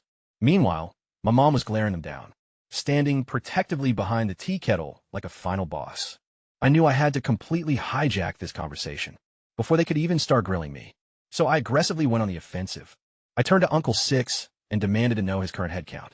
He replied that he had 16 guys, including himself, currently grinding away on the pickle workshop build. Second Grandpa chimed in that his pottery team was sitting at 26 workers, and Grandpa Tion's agricultural squad was holding down a solid 5.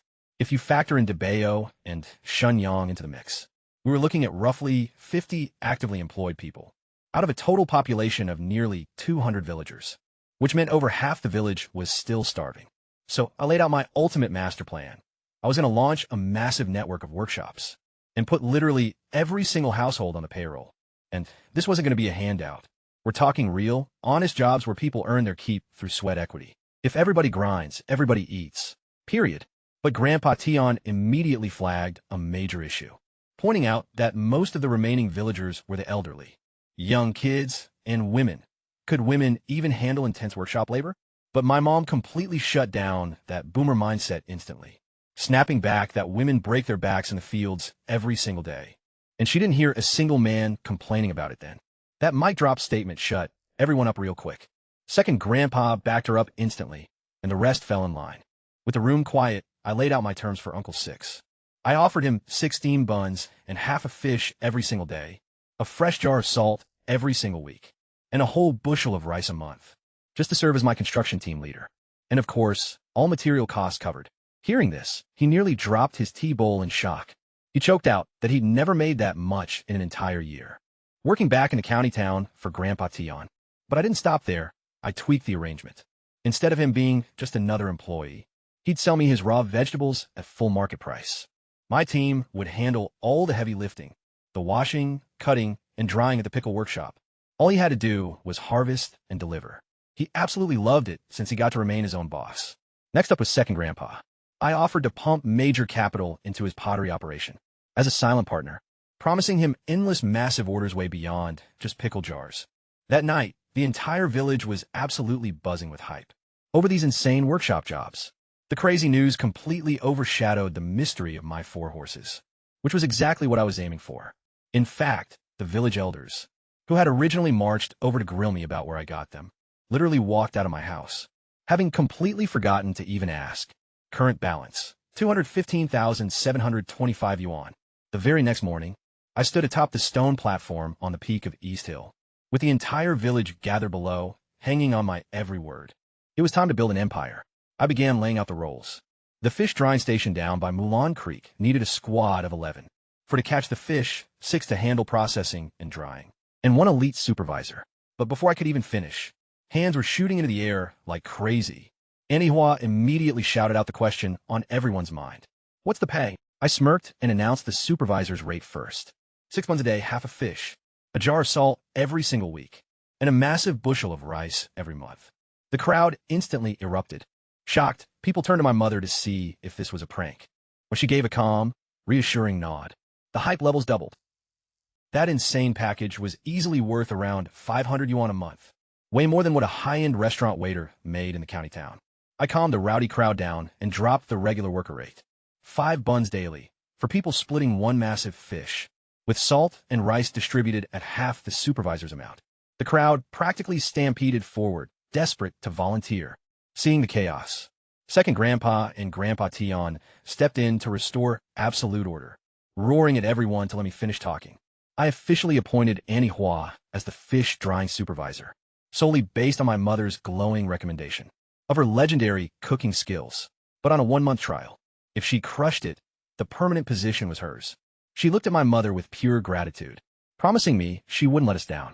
Next, Uncle Six was locked in as our main construction team leader. And boy, did he have a brutal schedule ahead. First up, the pickle workshop, then the fish drying station, followed by a massive dining hall, and finally, my brand new estate. As for Grandpa Tion, he would be the primary vegetable supplier for the pickle workshop, and we officially shook hands on fair market rates, leaving him to lock down his own crew for Second Grandpa's massive pottery operation. But then I dropped a total bombshell. No more part-time temp work. Every single person hired would be full-time staff, guaranteed a steady monthly paycheck. Rain or shine, work or no work. The crowd absolutely lost their minds. Permanent jobs and guaranteed meals? Unreal for this era. Mic dropped. I leaped off the platform, grabbed a completely exhausted Ruhua, and walked off with my family and my 3 most trusted day ones. Dashin, Debeo, and Chunyang immediately started panicking, protesting that they sucked at math and could barely write. See, I had appointed them to manage all the paperwork and finances for the entire workshop empire. I told them, relax, I'll train you guys myself. Dashin gave a silent, stoic nod, the quiet type, but always reliable. Chunyang violently pinched Debeo to shut him up, before giving me a firm, resolute nod. Finally, I turned to my mother, reminding her she was the boss of the pickle division and needed to handpick a bulletproof crew, since our secret recipes were strictly classified corporate data. Her eyes went wide as it finally clicked, and she bolted right back up the hill to start recruiting, before everyone else got snatched up. Just like that, every single project launched simultaneously, and the village completely transformed. People were out of bed and marching at the crack of dawn tools slung proudly over their shoulders. Amazing what guaranteed food and cash will do for morale. Running the numbers the night before.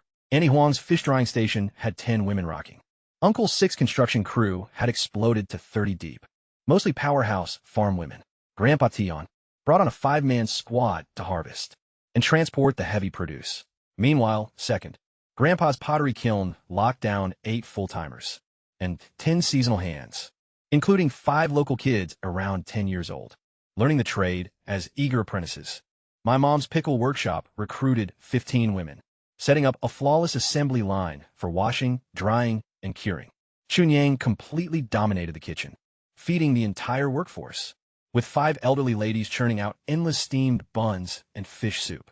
The sheer size of the crowd was so overwhelming that Uncle Six had to pivot 10 of his builders to erect a massive dining hall. Over on East Hill as top priority, Dashin and DeBeo crushed the daily bookkeeping, tracking every single supply and food ration down to the penny. While everyone was grinding, I was lounging in my courtyard, brainstorming the ultimate question. What should our very first signature pickle product be? After a week of living here, I'd realized something major. The people of the Tang dynasty were absolutely obsessed with garlic. I mean, they ate it with literally everything. Fish, meat, you name it. They whipped it into garlic pastes, garlic sauces, total garlic fiends. Famous poetry from this era literally describes dipping juicy steamed pork directly into raw garlic sauce. Every single backyard in the village was overflowing with garlic, right alongside scallions, ginger, chives, and fiery Sichuan peppercorns. Stuck on choosing the perfect game plan, I dropped 50 yuan to buy a modern cookbook from the system, flipping straight to the legendary pickle section. Bro, that low-key gave me a heart attack. I literally thought we could just pickle everything right now and stack cash during the winter. But nope. Turns out, different pickles have completely different timelines. Quick pickles like that Sichuan style are ready to go in less than 24 hours. Kimchi-style side dishes take anywhere from 3 to 10 days. Then you got the deep-soak pickles, like pickled cucumbers or mustard greens, which need a solid 10 to 30 days. But then I saw sweet pickled garlic. We're talking 40 days minimum. And honestly, this was a jackpot. You just soak garlic in white vinegar and sugar until that harsh, burning bite completely mellows out. The best part? It prevents colds, fights off infections, and literally wipes out parasites. In an era with zero modern medicine, this is straight-up liquid gold. Plus, people in the Tang dynasty were already obsessed with garlic. Even better, that 40-day timer meant the batch would hit the market exactly when the freezing winter weather rolled in, right when the demand for preserved food would absolutely skyrocket. So, I dropped 25 yuan on a jar of homemade sweet pickled garlic just to do a little taste test. I popped one in my mouth, sour, sweet, insanely crunchy. Perfection. Hey, what are you sneaking back there? Suddenly, my little sister Ruhua spawned right behind me, rocking her Ultraman costume, alongside her bestie Yaya, a skinny little girl who was clearly dealing with malnutrition. I handed them each a clove of garlic to try. Ruhua took a bite, squinted her eyes hard, and swallowed the whole thing in one go. Then she immediately locked eyes with the jar, begging for more. I broke off a few more pieces for them, but warned her not to overdo it, since too much isn't great for little kids. The 2 girls just giggled and ran off. I ate another clove, analyzing the flavor profile. The quality here was top tier. If we could replicate this quality, buyers would literally be lining up around the block. I dumped the rest of the garlic into a period-accurate clay bowl, tossed the modern plastic container into the fire to destroy the evidence, and put on my straw sandals to head over to East Hill. It was time to get this pickle workshop up and running. Up on East Hill, the entire village was undergoing a massive glow-up. The new dining hall was being built right across from the latrines, and the locals were finally starting to take hygiene seriously. They were actually scrubbing themselves clean and keeping their heavily patched clothes spotless. Meanwhile, my mom and her newly formed pickle crew were busy drying out sliced radish and cabbage.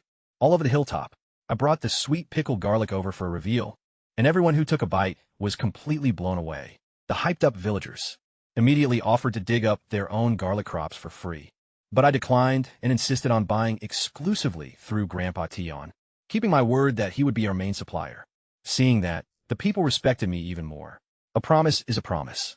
It was official. Sweet pickled garlic was going to be our flagship product. But to pull this off, I needed white vinegar and sugar in massive bulk, which meant orchestrating another fake supply run to town with my brother. Honestly, I was secretly hoping we'd run into some more Turkic soldiers on the way, just so we could loot their gear.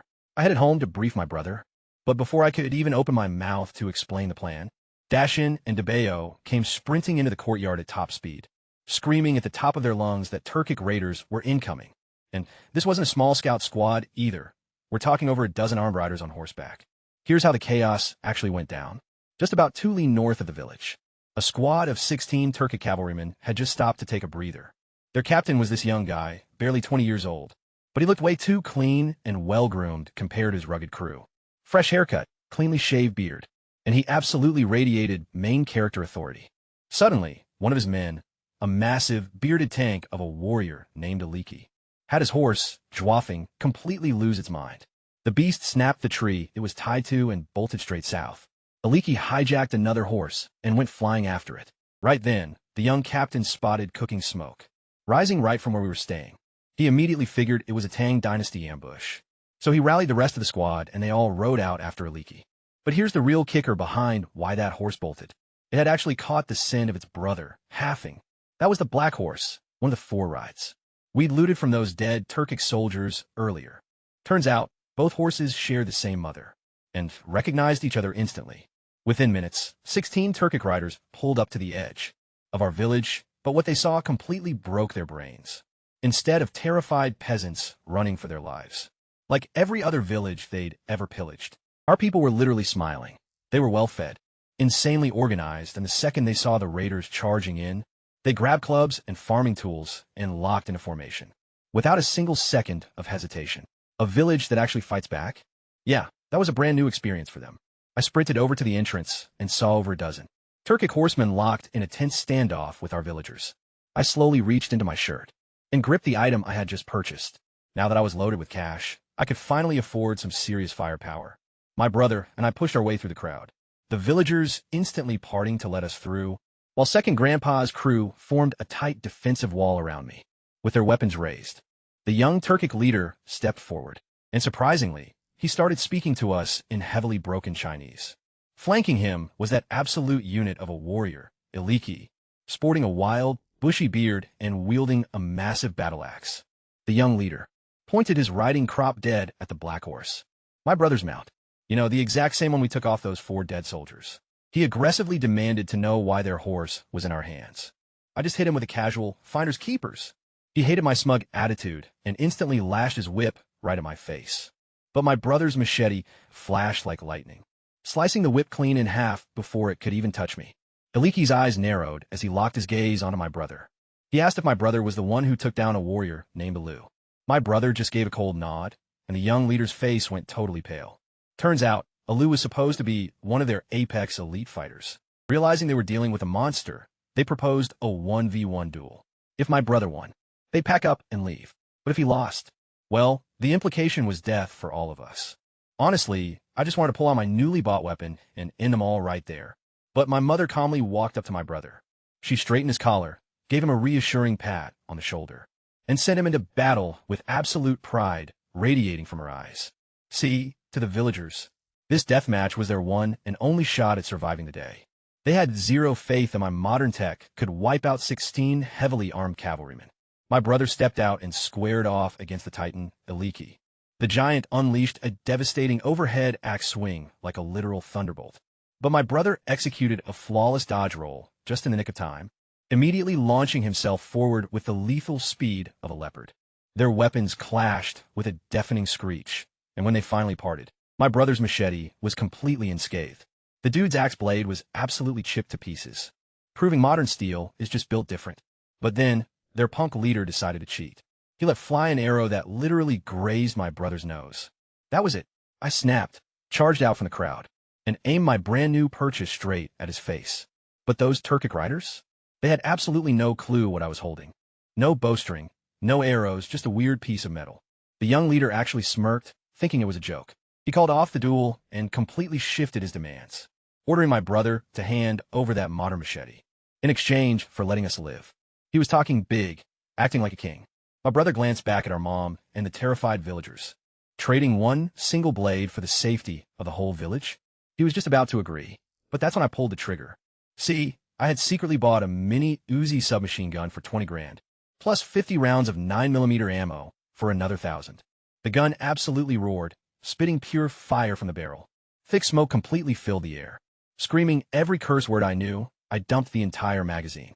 Current balance, 194,650 yuan. 2 full clips, 50 lethal rounds. Gone in a fraction of a second. When the smoke finally cleared, all 16 Turkic riders were dropped on the dirt, including that arrogant little prince. Not a single body was moving. I turned around, only to find every single villager staring at me, with their jaws completely dropped. My mom and brother were the only ones still standing frozen in shock. Literally, everyone else had hit the deck the moment the gunfire erupted. Then, I made the massive mistake of jokingly pointing the now empty gun at the crowd and clicking the trigger, which immediately sent them scrambling in absolute panic again. I tossed the Uzi over to my brother, telling him it was basically a paperweight now, completely out of ammo. He just turned it over, totally mesmerized. Uncle Six gasped, calling it the most devastating hidden weapon he'd ever witnessed. I lied and told them I just stumbled upon it outside the village, and everyone just nodded along, pretending to believe me. I ordered Dashin and Debio to go loot the bodies, since I couldn't bring myself to look at the carnage. Any valuables, especially shiny gold or rare jade, went straight into my bag. But the real prize here? The horses. I had been super careful during the spray, aiming strictly for the riders, not the mounts. All 16 war horses had bolted initially, but were now just chilling under some nearby trees, staring blankly at their dead owners. Second Grandpa and Uncle Six volunteered to round them up, while I escorted the traumatized kids back home. The poor kids were shaking like leaves. About a dozen of them had witnessed the entire bloodbath. I scooped up little Ruhua. She was pale as a ghost, but trying to be tough. She whispered that I was scary, but she wasn't frightened anymore, because those were the monsters who dragged her older brother away. That completely broke the heavy tension. Suddenly, the village women started chiming in, reminding everyone how those raiders had stolen their men, their sons, and their winter grain. They got exactly what they deserved. Grandpa Tion immediately took charge and got everyone moving.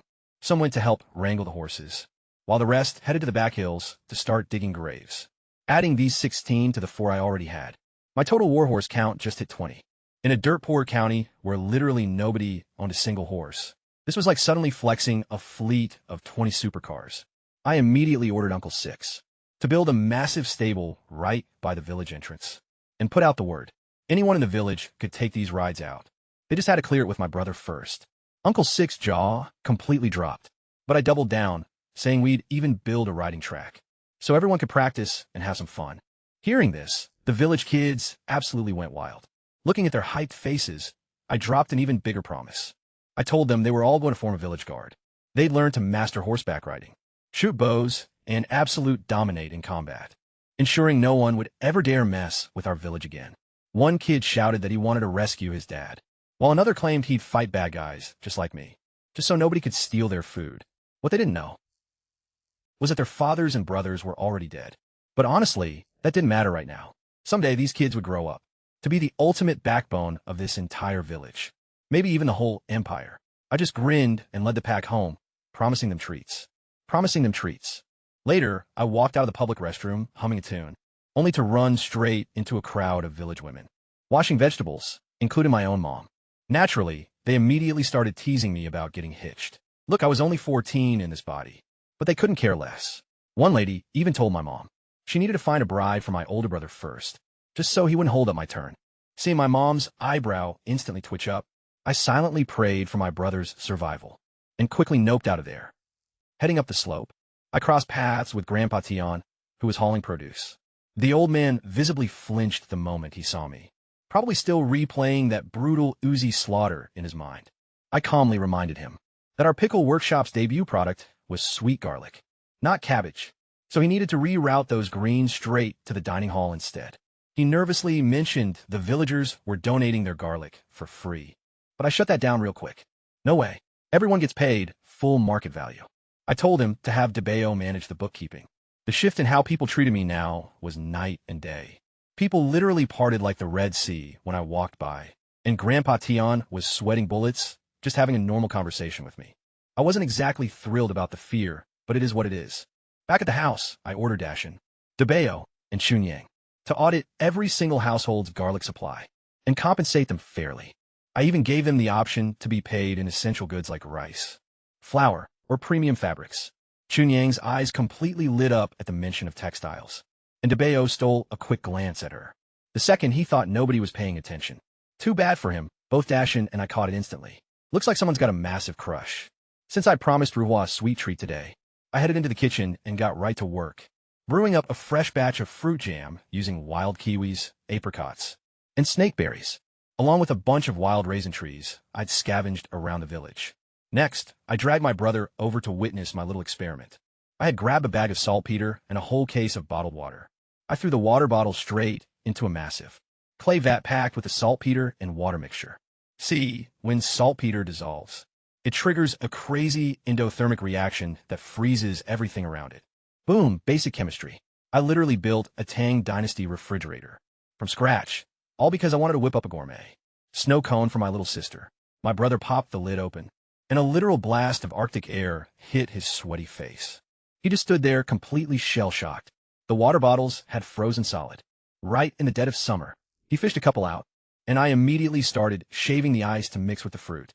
But right as we were prepping the shaved ice, Manhwa and her entire crew rolled up, straight from the fish drying station. They had already smashed their daily quota of 300 gene. Honestly, she bragged that she could easily crush 3,000 if I just gave her the green light to catch more. But I had to lay down the law. We couldn't go destroying the ecosystem. That's when she pulled out the real reason. They stopped by. They had spotted me foraging for wild fruit that morning and figured I had a sweet tooth. So right after their grueling shift, they hiked all the way into the wilderness and hauled back 3 absolute monster baskets. We're talking taller than half a grown man, stuffed to the brim with the most flawless, premium fruit ever. Every single piece was hand-picked. My brother stared at these overflowing mountains of fruit in absolute disbelief. Manhwa and her squad stood there, shifting from foot to foot, their hands rough and callous from hard work, looking incredibly wholesome but totally out of their element. They just laughed it off, saying if this wasn't enough, they'd gladly venture even deeper into the mountains for a refill. Obviously, I couldn't reject Manhwa's gift. That would be a total slap in the face. But 3 massive baskets was an insane overkill. Just for my family, prepping shaved ice for 100 people would take a literal eternity. And honestly, only the kids would actually care about a sugar rush. But then a stroke of genius hit me. Ice cold. Fruit wine. The ultimate refreshing treat that everyone could get behind on a scorching day. I asked the ladies to stick around and help out. Each of them grabbed a different fruit, pitted them, and crushed everything into a rich pulp. Meanwhile, I ordered my brother to mass-produce ice, using the saltpeter hack I just taught him. While they were busy, I headed inside and emerged lugging 2 massive buckets of bulk 60-degree Baijiu, specifically the potent Hong Shui Lai Ergo 2, 10 gene per bucket, setting me back a total of 280 yuan. The heavy fumes hit my brother instantly. He froze mid-motion and locked eyes with those buckets, like I had just committed a literal crime. He flipped out, asking how many bottles of top-tier liquor I was about to ruin. I told him to take a chill pill, explaining this was just cheap, unbranded bulk liquor, nowhere near the quality of the premium Ergo 2 I'd gifted him earlier. He nervously glanced back toward the bedroom, where he had secretly hoarded his own stash under the mattress, and finally relaxed. After about an hour of hard prep, we hauled the entire setup up to the dining hall, perched on East Hill. There, I mixed the ice, the liquor, a generous amount of sugar, and the crushed fruit pulp inside massive clay vats.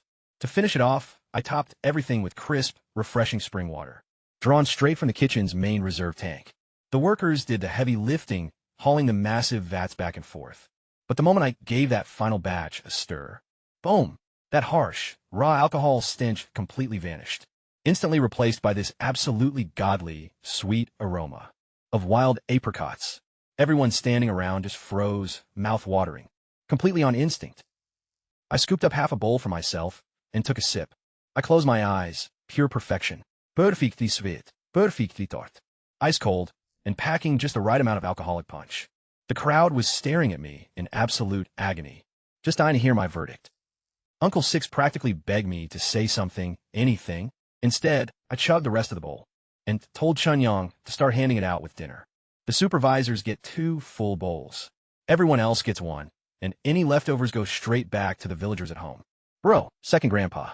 And the rest of the old-timers immediately grabbed their bowls and sprinted a line up before I could even finish my sentence.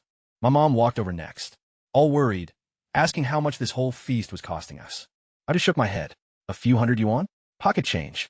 I was currently sitting on nearly 200,000 yuan, not to mention a massive bag of war loot, waiting at home that I hadn't even sorted through yet. But honestly, I didn't do this just because I was loaded. Ever since that crazy Uzi incident, the villagers had started treating me way too differently. There was too much fear, too much walking on eggshells. I needed to stay grounded and approachable. Keep feeding them, keep sharing the wealth, and always be that cool guy who serves up refreshing fruit wine on a scorching hot day. Basically, take a page out of Liu Bei's book, win over their hearts, and build a rock-solid reputation. That kind of loyalty is worth way more than pure gold. Later, I tracked down my brother and Dashin over at a lotus pond just west of the village. They were absolutely covered in mud, pulling up massive armfuls of lotus root. I had actually stumbled upon this pond earlier, while foraging for fruit on the hillside.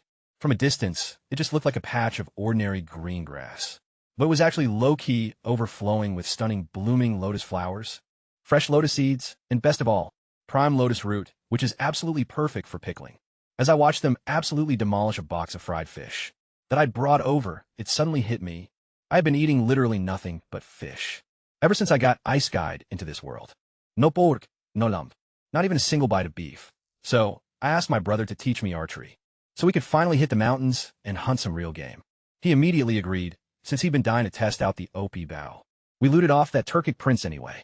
We brought the fresh lotus root back to my mom's pickle workshop to get to work. Honestly, she'd become a total pro at this. Prepping pickled lotus root slices was a breeze, basically identical to doing radishes. That night, I finally sat down to unbox the loot bags we took from those 16 Turkic soldiers. The system instantly scanned everything, finding 7 liang of gold worth 70,000 yuan, plus 3 pieces of high-grade jade valued at 34,800. I recycled the whole haul on the spot, bringing my new total balance to a whopping 299,220 yuan. Bro, nearly 300,000. That was more than enough cash to feed the entire village for nearly a year, easily carrying us through until the historic Wei River Peace Treaty finally kicks in. The next morning, we geared up and got ready for the big hunt. But right as we were leaving, Ruhua completely lost her mind, crying and throwing a massive tantrum because she wanted to come along and throw hands with tigers. A quick soda bribe was all it took, and she completely forgot I even existed, happily lost in her own shaved ice world. Our hunting squad consisted of 5 people: my brother, myself, Debio, Dashin, and Shanyang. She only tagged along because literally no one, beside my brother, could beat her in a straight-up scrap. Once we hit the trail, I tried throwing down with a bow, but I couldn't even pull back the string. My arrows just flopped pathetic style, landing 5 meters away. Meon Vidi, Dubil, whom I low-key thought was just as weak as me, drew that massive bow effortlessly, sniping tree trunks with terrifying accuracy. Turns out, my brother had been secretly training him for years. Chongyong smacked Debio upside the head and told me to stop comparing myself to him. I shoved my bow into Dashin's hands and boldly declared I had my own ways of hunting. The entire crew burst out laughing, even my brother, who hit me with a look of pure, unadulterated contempt. That completely set me off, so I proposed a bet. My brother, Debio, and Chongyong as Team A versus me and Dashin as Team B. First team to bag over 200 caddies of game lights, a signal fire, and the losers have to streak all the way back to the village. But naked, I instantly promoted Shanyang to referee once I realized how cursed that mental image actually was. She took the judge gig with a massive grin, practically drooling at the absolute chaos to come. Using the gun was out of the question. I just barely managed to get everyone to stop being suspicious, and the traps couldn't look too high-tech either, since Dashin was watching. But then, a stroke of genius hit me. Rope snares powered by bamboo tension. Simple enough that it looked like primitive luck. I asked my brother for the climbing rope from his pack, and his bag suddenly felt way heavier. I had just bought it, handing it over with a twitching eye. His entire team instantly let their guard down. The moment they saw it was just a regular rope. Debio literally covered his mouth to stifle a laugh. They were absolutely convinced I was going to lose. We split up, and half an hour later, I had Dashin forcefully bend down a massive bamboo stalk. While I rigged up the first snare, the layout was straightforward. Carve a heavy notch right into a tree trunk. Jam in a trigger stick tied to the rope. Loop that rope over a high branch, and anchor it to the bent bamboo tip near the ground. Finally, lay out a massive loop. The moment a beast steps inside and pulls, the trigger stick snaps free. The bamboo whips violently upright, and the target gets launched straight into the air. I set up 2 of these bad boys about 50 meters apart. While Dashin was looking away, I secretly bought some sweet potatoes from the shop, sliced them up, and scattered them around the traps as bait. That intense, starchy aroma would cut right through the forest. Then I led Dashin up to a nearby ridge, where we could get a perfect view of the zone, and we camped out. Dashin thought I had completely lost my mind. He insisted we should at least try active hunting with bows, instead of just sitting around like sitting ducks. I reminded him that these beasts rely on smell, not sight. Just let them come to us, I said. Wild boars had completely trashed the village crops before, and that was exactly what I was betting on. Boars are aggressive, starving, and absolutely obsessed with starchy roots. I prepped a stack of dry, kindling, and damp grass right beside me, ready to ignite a signal fire. The literal second things went down. We survived the brutal afternoon heat, just making small talk to pass the time. Dashin was sweating bullets, constantly scanning the sky for smoke from my brother's squad. But then we heard it, a terrifying, deafening screech echoing straight through the woods, followed by absolute chaos in the brush. Through the branches, something massive was dangling in midair. It actually worked, Dashin stammered, completely losing his mind. I aggressively pumped my fist, whipped out my lighter, and torched the signal fire. Suddenly, Dashin started panicking again. What if that beast is under 200 gene? I told him to open his ears and listen closer. There weren't just one, but 2 distinct screams. Both of my traps had successfully snapped shut, and those guttural shrieks were incredibly deep. Definitely not the high-pitched squeals of little piglets. These were massive adults, easily blowing past the 200 gene mark combined. When we got closer, the 2 wild boars hanging from my bamboo traps looked absolutely monstrous. They were easily the biggest I'd ever seen, making zoo animals look like jokes. It was a matching pair, 1 male, 1 female. Dashin pointed out that the female's stomach looked insanely bloated. I took a step back and realized she was pregnant. We hadn't just bagged 2 boars. We just hit the jackpot with an entire future generation. We let loose our secret signal call. This ridiculous Tarzan yell we came up with beforehand, since smoke could easily attract anyone, including enemy Turkic soldiers. Minutes later, my brother's squad burst through the trees. He had wild chickens and rabbits dangling from his belt, while the BO was flexing a whole leopard carcass on his back. Meanwhile, Konyang was casually holding 2 live snakes, coiled around both of her bare arms. But all of their loot combined didn't hit 200 gene. The victory was mine. The BO poked at the female boar and muttered, "Let's butcher her now. Sow meat tastes way better than a regular boar." I immediately cut him off. This one was staying alive. My brother noticed her condition instantly and backed me up. Konyang nodded in agreement, explaining that her family used to breed swine, and this sow was 100% pregnant. I laid out the master plan: keep them both alive, start a breeding farm, and secure an endless meat supply for the whole village. But then, out of nowhere, Konyang stepped up and mercilessly sliced the binding rope with her machete. The massive sow crashed to the ground, her eyes turning blood red as she charged directly at me. Before I could even react, my brother ducked underneath her, gripped her front legs with one hand, snatched her back legs with the other, and lifted her entire massive body clean into the air. Konyang quickly bound all 4 legs together, slid a heavy bamboo pole right through the middle, and the 2 of them hoisted her up, like it was just another Tuesday. This pig easily weighed north of 500 gene. They pulled the exact same move on the male boar. My brother and Dashin took the front line, carrying the sow, while the BO and Konyang hauled the ferocious male right behind them. I was completely frozen, jaw on the floor.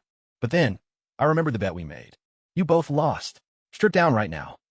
Word about the 2 live. Massive wild boars spread through the village like wildfire. Within minutes, literally everyone who could walk swarmed East Hill. The elders were already debating where to build the pig pen. So I stepped in and suggested halfway up the slope, if we dug out a flat platform right into the hillside, we could use the mountain wall as a natural barrier to save lumber. Plus, all the pig waste would naturally flush downhill, straight into the cesspit, just like a modern toilet. Besides, these boars loved rooting around in the dirt anyway. Uncle Six immediately rallied his crew to break ground, and the village women grabbed their tools and jumped right in, without even being asked. Meanwhile, I handed the rest of the hunting haul over to Chunyang to get started on the butchering 3 wild chickens, 4 rabbits, a whole leopard, and 2 snakes. The village kids were practically drooling. They'd been stuck eating fish every single day. So to them, mountain game was the only real meat that mattered. RU Huawei was practically glued to my leg.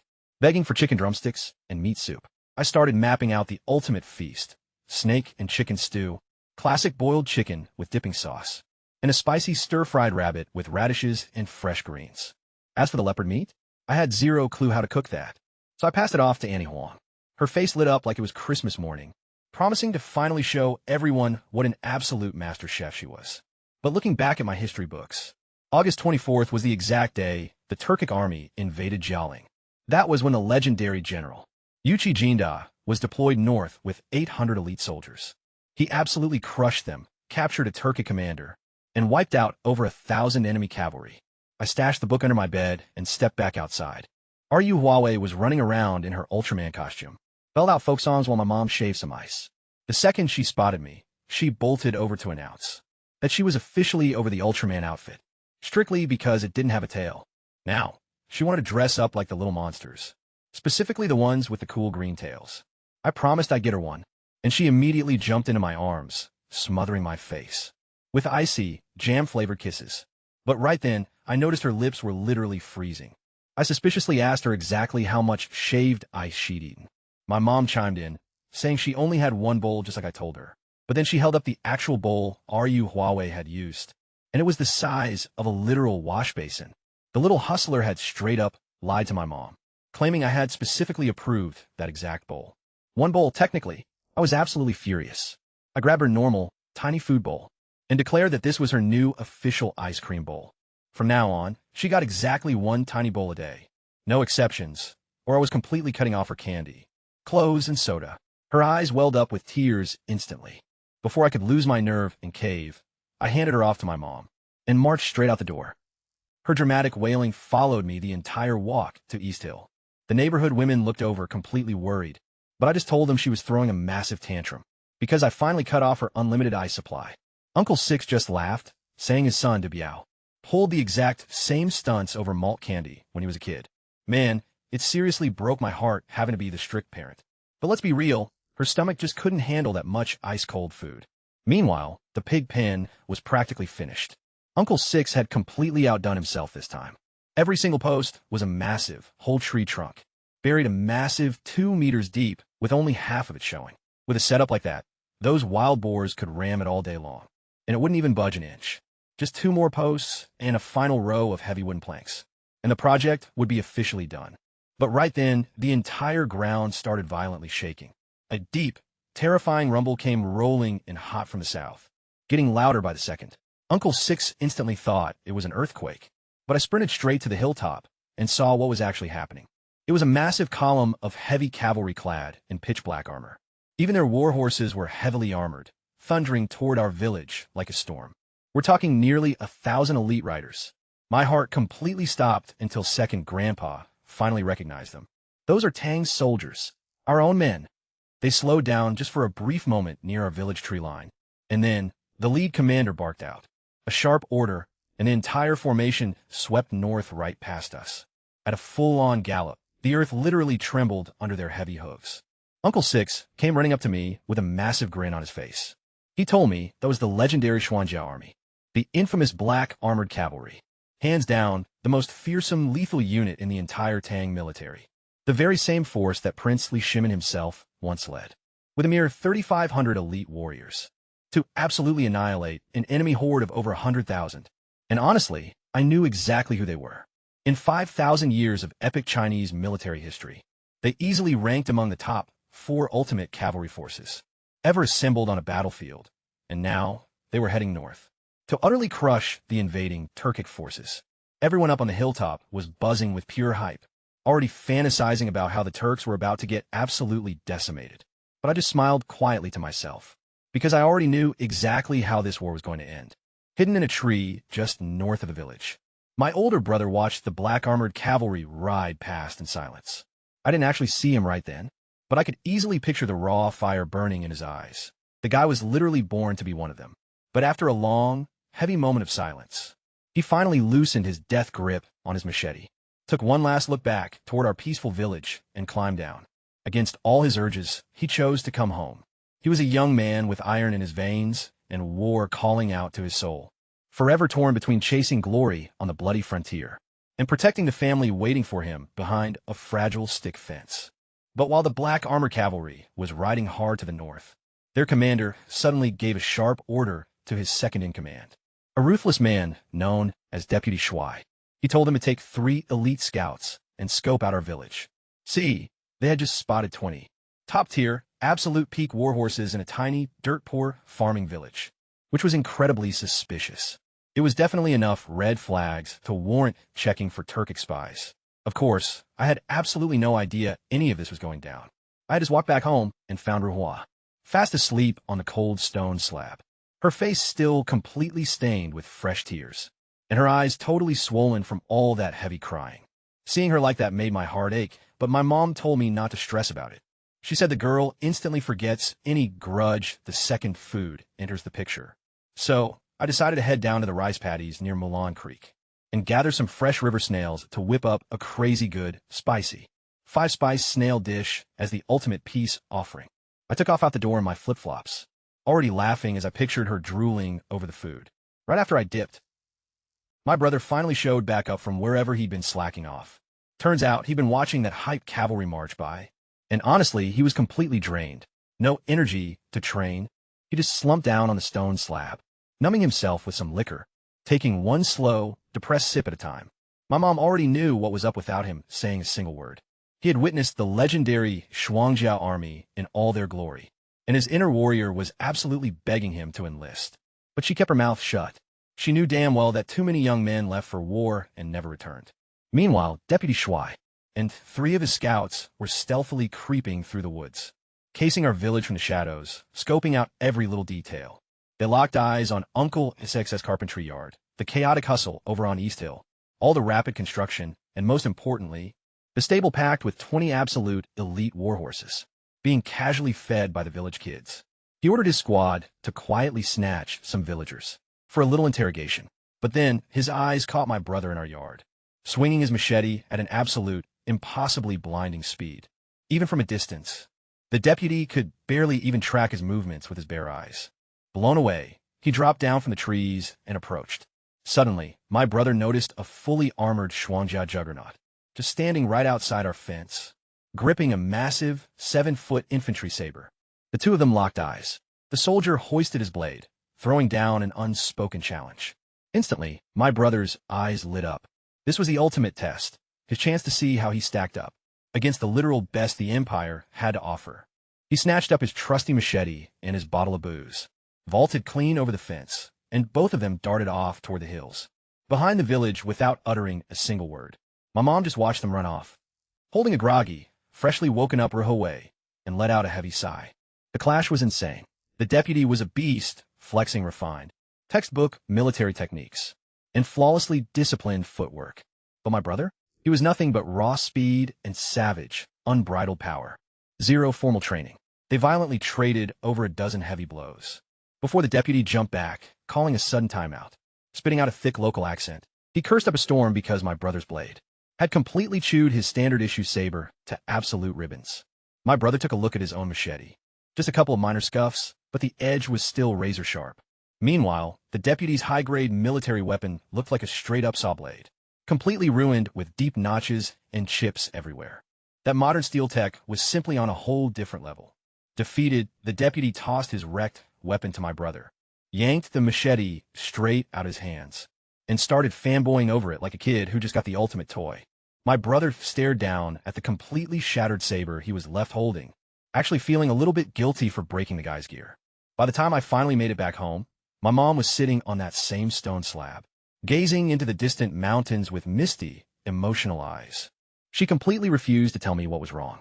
To make matters worse, Ruhaway was still giving me the ultimate silent treatment, pouting on the slab while drawing tiny, dramatic circles with her finger. Hoping to break the ice, I dumped a whole jar of fresh river snails into a basin to start scrubbing them down with salt. The little gremlin tried her best to act totally unbothered, but I could easily catch her sneaking hungry glances over. So I loudly started talking to myself, complaining about how literally nobody in this house appreciates good snails, and how I guess I'll just have to pack them all up and take them over to second grandpa's place instead. And boom, that did the trick. Before I could even hit the gate, she straight up tackle hugged my leg, wailing at the top of her lungs that I didn't love her anymore. I scooped her up and promised her the world. 5 spicy snails, you name it. Enough food to give her a massive food coma. Just like that, the waterworks completely stopped. She literally patted my forehead like I was her pet, telling me to hurry up and start cooking, and then had the audacity to demand an ice-cold Coke on top of it, threatening to cry again if I didn't comply. Talk about a little dictator. As night fell, my brother walked into the room, carrying this massive blade that looked more like a rusty saw. Turns out, it was a standard Xuanjia Army infantry saber, but totally chewed up and full of deep notches. But wait, where was his signature machete? Turns out a Xuanjia deputy officer had challenged him to a friendly sparring match. Big mistake. My brother's machete absolutely shattered the guy's weapon into pieces. But here's the catch. Since the soldier desperately needed a working blade for the upcoming war, he actually begged to borrow my brother's prized machete, leaving this absolute piece of garbage saber behind. He swore he'd come back and swap them later, but my brother clearly wasn't buying it. He knew he got scammed. He looked completely miserable and deflated. I told him to cheer up, promising I'd hook him up with something a million times better. His eyes instantly lit up. I smirked and asked, "Yo, have you ever heard of the most legendary blade in existence?" Frostmourne. The hype completely mesmerized him. I casually pointed to the giant basin of snails, telling him if he clipped all their shells, I'd tell him the rest of the epic lore. He nodded like a complete zombie and started chopping at godlike hypersonic speed, totally lost in his fantasies of wielding a legendary weapon. While he was distracted, I quickly pulled up the system shop, and there they were, Frostmourne replicas. A literal 1-to-1 scale reproduction straight out of the game. The cheap plastic tier was 98 yuan, and the aluminum one went for 588. The stainless steel version was a hefty 3,288 yuan, while the premium titanium alloy model was a staggering 46,500. There were even crazier mythical metals, but I was way too broke for those. I almost pulled the trigger on the stainless steel one, but then it hit me. My brother possesses literal monstrous, inhuman strength. He'd snap stainless steel like a twig in 5 seconds flat. So I gritted my teeth and went all in on the high-end titanium alloy beast, stashing it secretly under his bed to check the balance later. After all the conversions, that single sword cost as much as a literal anti-material sniper rifle. But hey, nothing's too good for my brother. I had barely finalized the checkout for the sword when second grandpa suddenly kicked open the front gate, leading a mob of completely terrified villagers. Apparently, 3 of our people, Anhua's husband, Lu San, and 2 other village women, had just been dragged away and aggressively interrogated by the Xuangjia Vanguard soldiers. Lu San was visibly trembling. Now, this guy was technically the most educated man in our village, a self-proclaimed scholar who spent his entire day reading instead of doing actual hard work, living entirely off the hard-earned salary his wife made. Down at the local fish-drying station, he nervously explained that the enemy soldiers were grilling them about the elite Turkic horses and the slaughtered raiders. Under pressure, he spilled absolutely everything. But thank God, he credited the entire body count to my brother, keeping me completely out of the spotlight. The 2 terrified women nodded, confirming they backed up that exact same story. My brother stepped forward and grunted, saying it perfectly matched what he told the deputy officer during their little duel. Perfect. The alibi held together seamlessly. Our village's ultimate powerhouse had held the line, completely wiping out the Turkic squad in pure combat. Naturally, nobody uttered a word about Yuji. But I had to ask, why did the Xuanjia soldiers roll back in? My brother broke it down for me. Spotting 20 high-tier Turkic war horses in a tiny village instantly raised major red flags. They legitimately thought we were harboring enemy spies. Turns out, they actually had good intentions. I told everyone to take a deep breath and memorize the official cover story perfectly. My brother, Shi Junmai, single-handedly led the defense against the Turkic raiders. Period. That was the absolute truth, as far as anyone outside our borders needed to know. Next, it was time to reward the 3 who got captured. They kept their cool under insane pressure and reported the threat immediately. Lucen scored 2 premium scholars' robes, while the 2 women each secured 2 sets of luxury ice silk garments, just like the ones my mother wore. All 3 were practically brought to tears with gratitude. Second grandpa and the other elders looked incredibly salty. Who knew getting kidnapped could be this profitable? I also officially hired Lu San as our new village teacher, offering a salary that blew a typical supervisor's out of the water. Roughly 700 to 800 copper coins a month.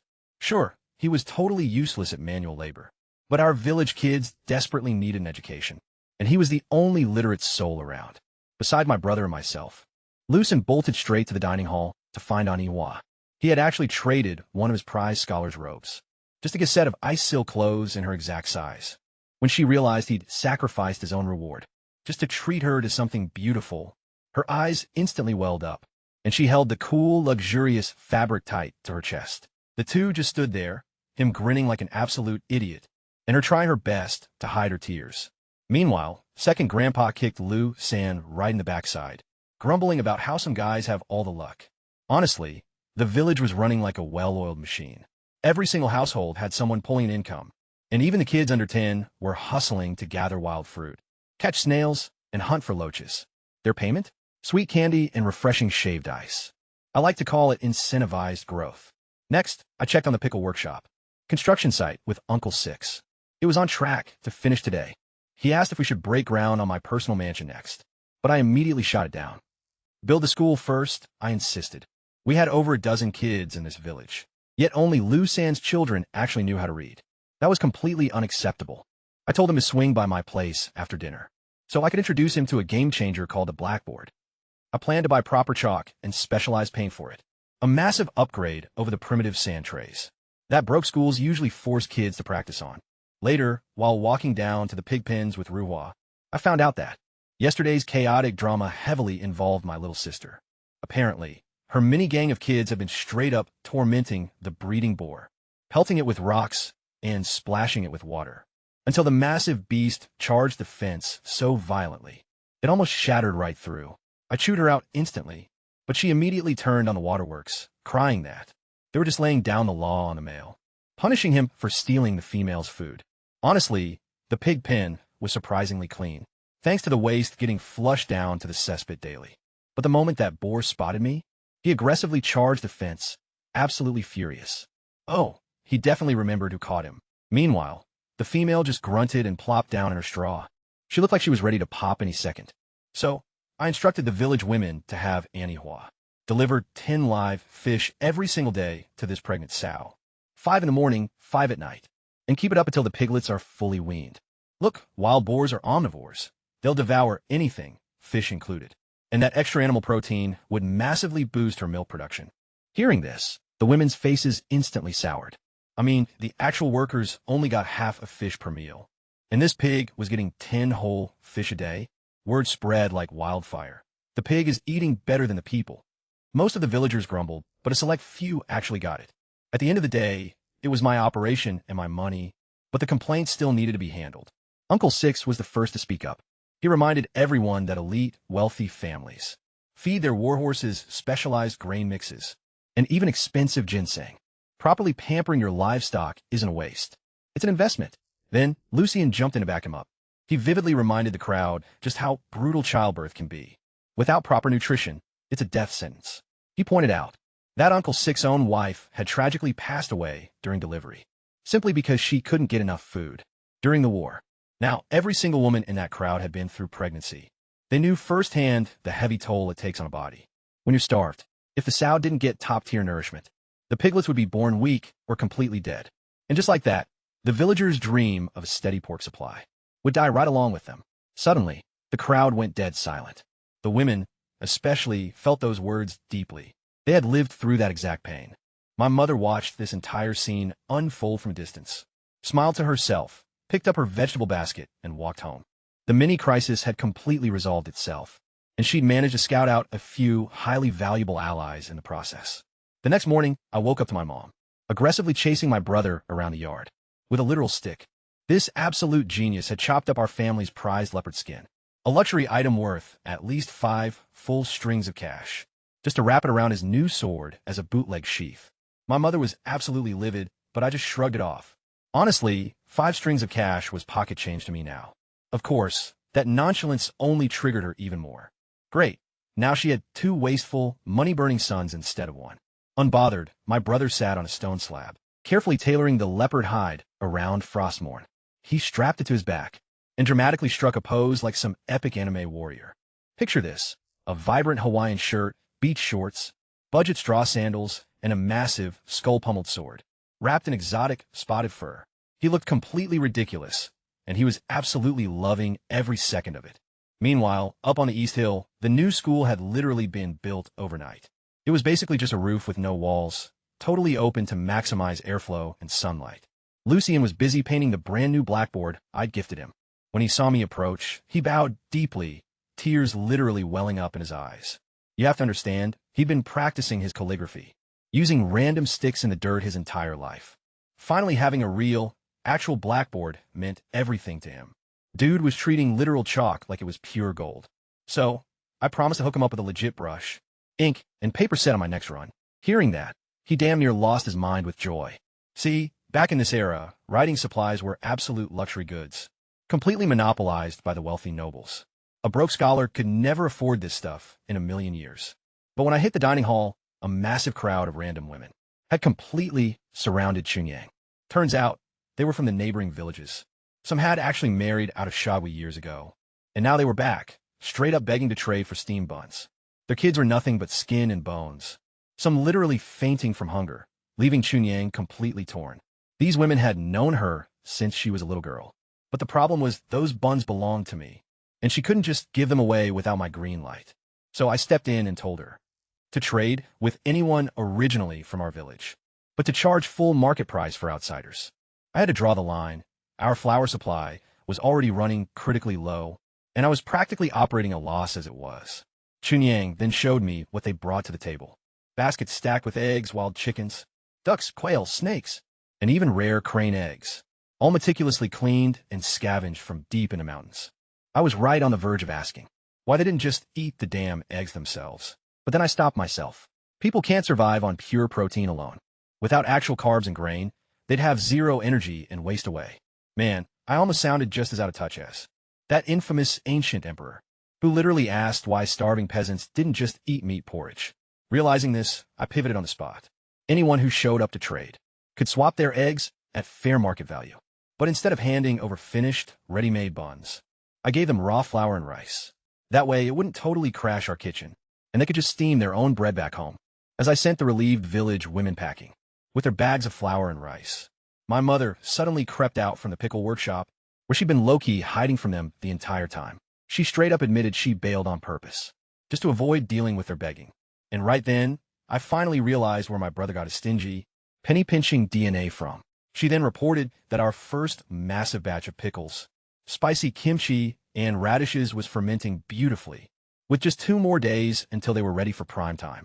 But since the Turkic army was still breathing down our necks and making it way too dangerous to trade in town, I told her to distribute this entire first batch, completely free to every single household.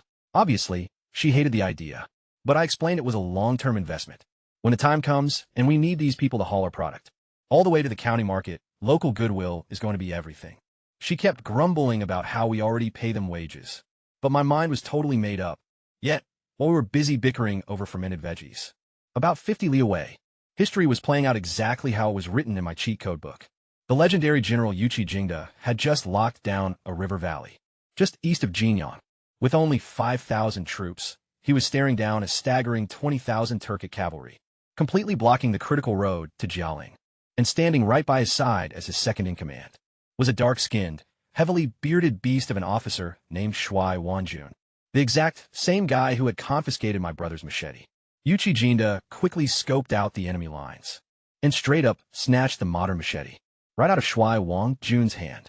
Before his deputy could even utter a word, the general hopped onto a black stallion and charged solo, straight into a horde of 20,000 enemy troops. And honestly, that machete was an absolute cheat code. In his hands, see, standard ancient sabers would go dull after just 6 or 7 kills, turning into useless, heavy clubs. But this modern, high-carbon steel masterpiece, it stayed razor-sharp through 20, then 30 kills. Yuchi Jinda was literally aiming every single strike right at their faces, something no sane warrior would ever try, since hitting skulls completely destroys normal blades. But this thing? It sliced through solid bone like hot butter. Every single target lost the entire top half of their head in one clean swipe.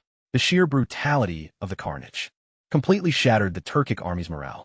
He sliced a path directly to the enemy commander, Ashahid Wamachua, who was flexing a massive battle axe.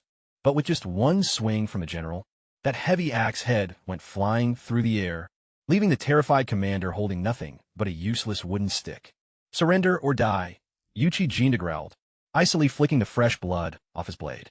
Needless to say, the commander instantly gave up. Over 1,000 Turkic soldiers were wiped out that day. Up on the hilltop, Shui Wang Jun watched the whole thing, totally heartbroken, staring back toward our village. Sorry, kid. He muttered to himself, there is no way I'm getting that knife back. Now, of course, I had absolutely no clue any of this was happening. I was just at home, getting into a petty argument with my mom over some free pickles. It was almost September, but the heat was still absolutely brutal. I had actually resorted to keeping a massive tub of saltpeter water in my room to act as a ghetto DIY air conditioner. I had just collapsed for a quick nap when DeBeo came bursting in, screaming at my door, "Yo, it just gave birth. 12 piglets." I told him he seriously needed to watch his phrasing, because he made it sound like I was the one who just popped them out. I threw on my sandals and rushed over to the pig pen. The entire village, literally all 178 people, minus 3 who physically couldn't walk, was already crowded around the fence. The village elders were cradling the tiny piglets, laughing up a storm, while Anihua was busy feeding the mother some fresh fish. Meanwhile, Ruhua and her little army of neighborhood kids were terrorizing the tied-up wild boar, as per usual. But then, Grandpa Tion pointed out something actually crazy. Every single one of the 12 piglets was incredibly healthy and strong. Not a single runt in the whole batch. The village women gave all the credit to my genius strategy of feeding the sow. 10 fish every single day. And honestly, she was looking way thicker than when we first caught her. The count was 3 males and 9 females, which was absolute perfection for business. I'd only need to keep 1 or 2 males for breeding, and the rest would eventually be turned into delicious pork. Uncle Six licked his lips and casually suggested that, according to tradition, a massive litter like this meant we needed to throw a feast. I could see the old man's eyes totally light up with excitement, while my mom just aggressively rolled her eyes in the background. But hey, I agreed. In fact, I decided to flex way harder than anyone expected. Tomorrow at noon, we're throwing a massive banquet on East Hill, and the entire village is invited. Not just one representative per household, everyone. Realizing that meant feeding nearly 200 people, Uncle Six's face went bright red. He instantly regretted opening his mouth and making me drop that much cash. But I just laughed it off. I immediately sent my brother Dashin and DeBeo out into the woods to hunt for some wild rabbits, chickens, snakes, literally anything they could track down. My brother flexed his leopard-wrapped Frostmourne with maximum drama before main character walking into the woods. Honestly, he was getting more ridiculous by the second. Meanwhile, I tasked Mom with prepping a 4-part pickle lineup. For the cold appetizer spread, spicy radish, fiery kimchi, tangy lotus root, and sweet garlic. Next, I mobilized the village kids to go hunt for 3 different kinds of wild berries, 2 full baskets each, promising fresh new clothes as a reward. Their parents actually came over to thank me, but when they found their boys just standing there daydreaming, they smacked them right back to reality instead. With that settled, I went on a shopping spree, dropping 560 yuan on massive buckets of premium baijiu, and another 300 on miscellaneous sauces and spices. Pocket change, considering I still had over 250,000 sitting in the bank. When Xiangyang and Anihua finally showed up, I got down to business teaching them how to roll dough, stuff buns, and introducing them to the legendary concept of noodles. They were confident they could handle the buns, but pulling noodles by hand for a crowd of 200? Absolutely impossible. Who said anything about by hand? I told them Uncle sick and I had a secret weapon ready. They just blankly stared at me. Like, what does a carpenter know about making noodles? I just grinned. A true craftsman's hands can build anything. My master plan was to have him build a heavy-duty noodle press, drop a massive block of dough in, get flawless noodles out. It would take half a day tops. Current balance? A clean 251,980 yuan. I handed Uncle Sick the blueprint for the wooden noodle press. He inspected the design and shrugged, noting it was way simpler than the furniture I usually had him build. I told him, don't worry about the steel plates. I'll supply the perforated discs for the noodle shapes. I copped a full set of custom attachments from the system shop. 4 dirt cheap, just 2 yuan each for various sizes and textures. He estimated he could assemble the entire machine in under 4 hours. But while the whole village was grinding away, gearing up for tomorrow's epic pig roast feast, a squad of suspicious outsiders dressed in high-end blue silk robes rolled up to the village entrance. Second Grandpa immediately clocked the guy in charge, rushing out with Grandpa, Tian, and Lu San to intercept them.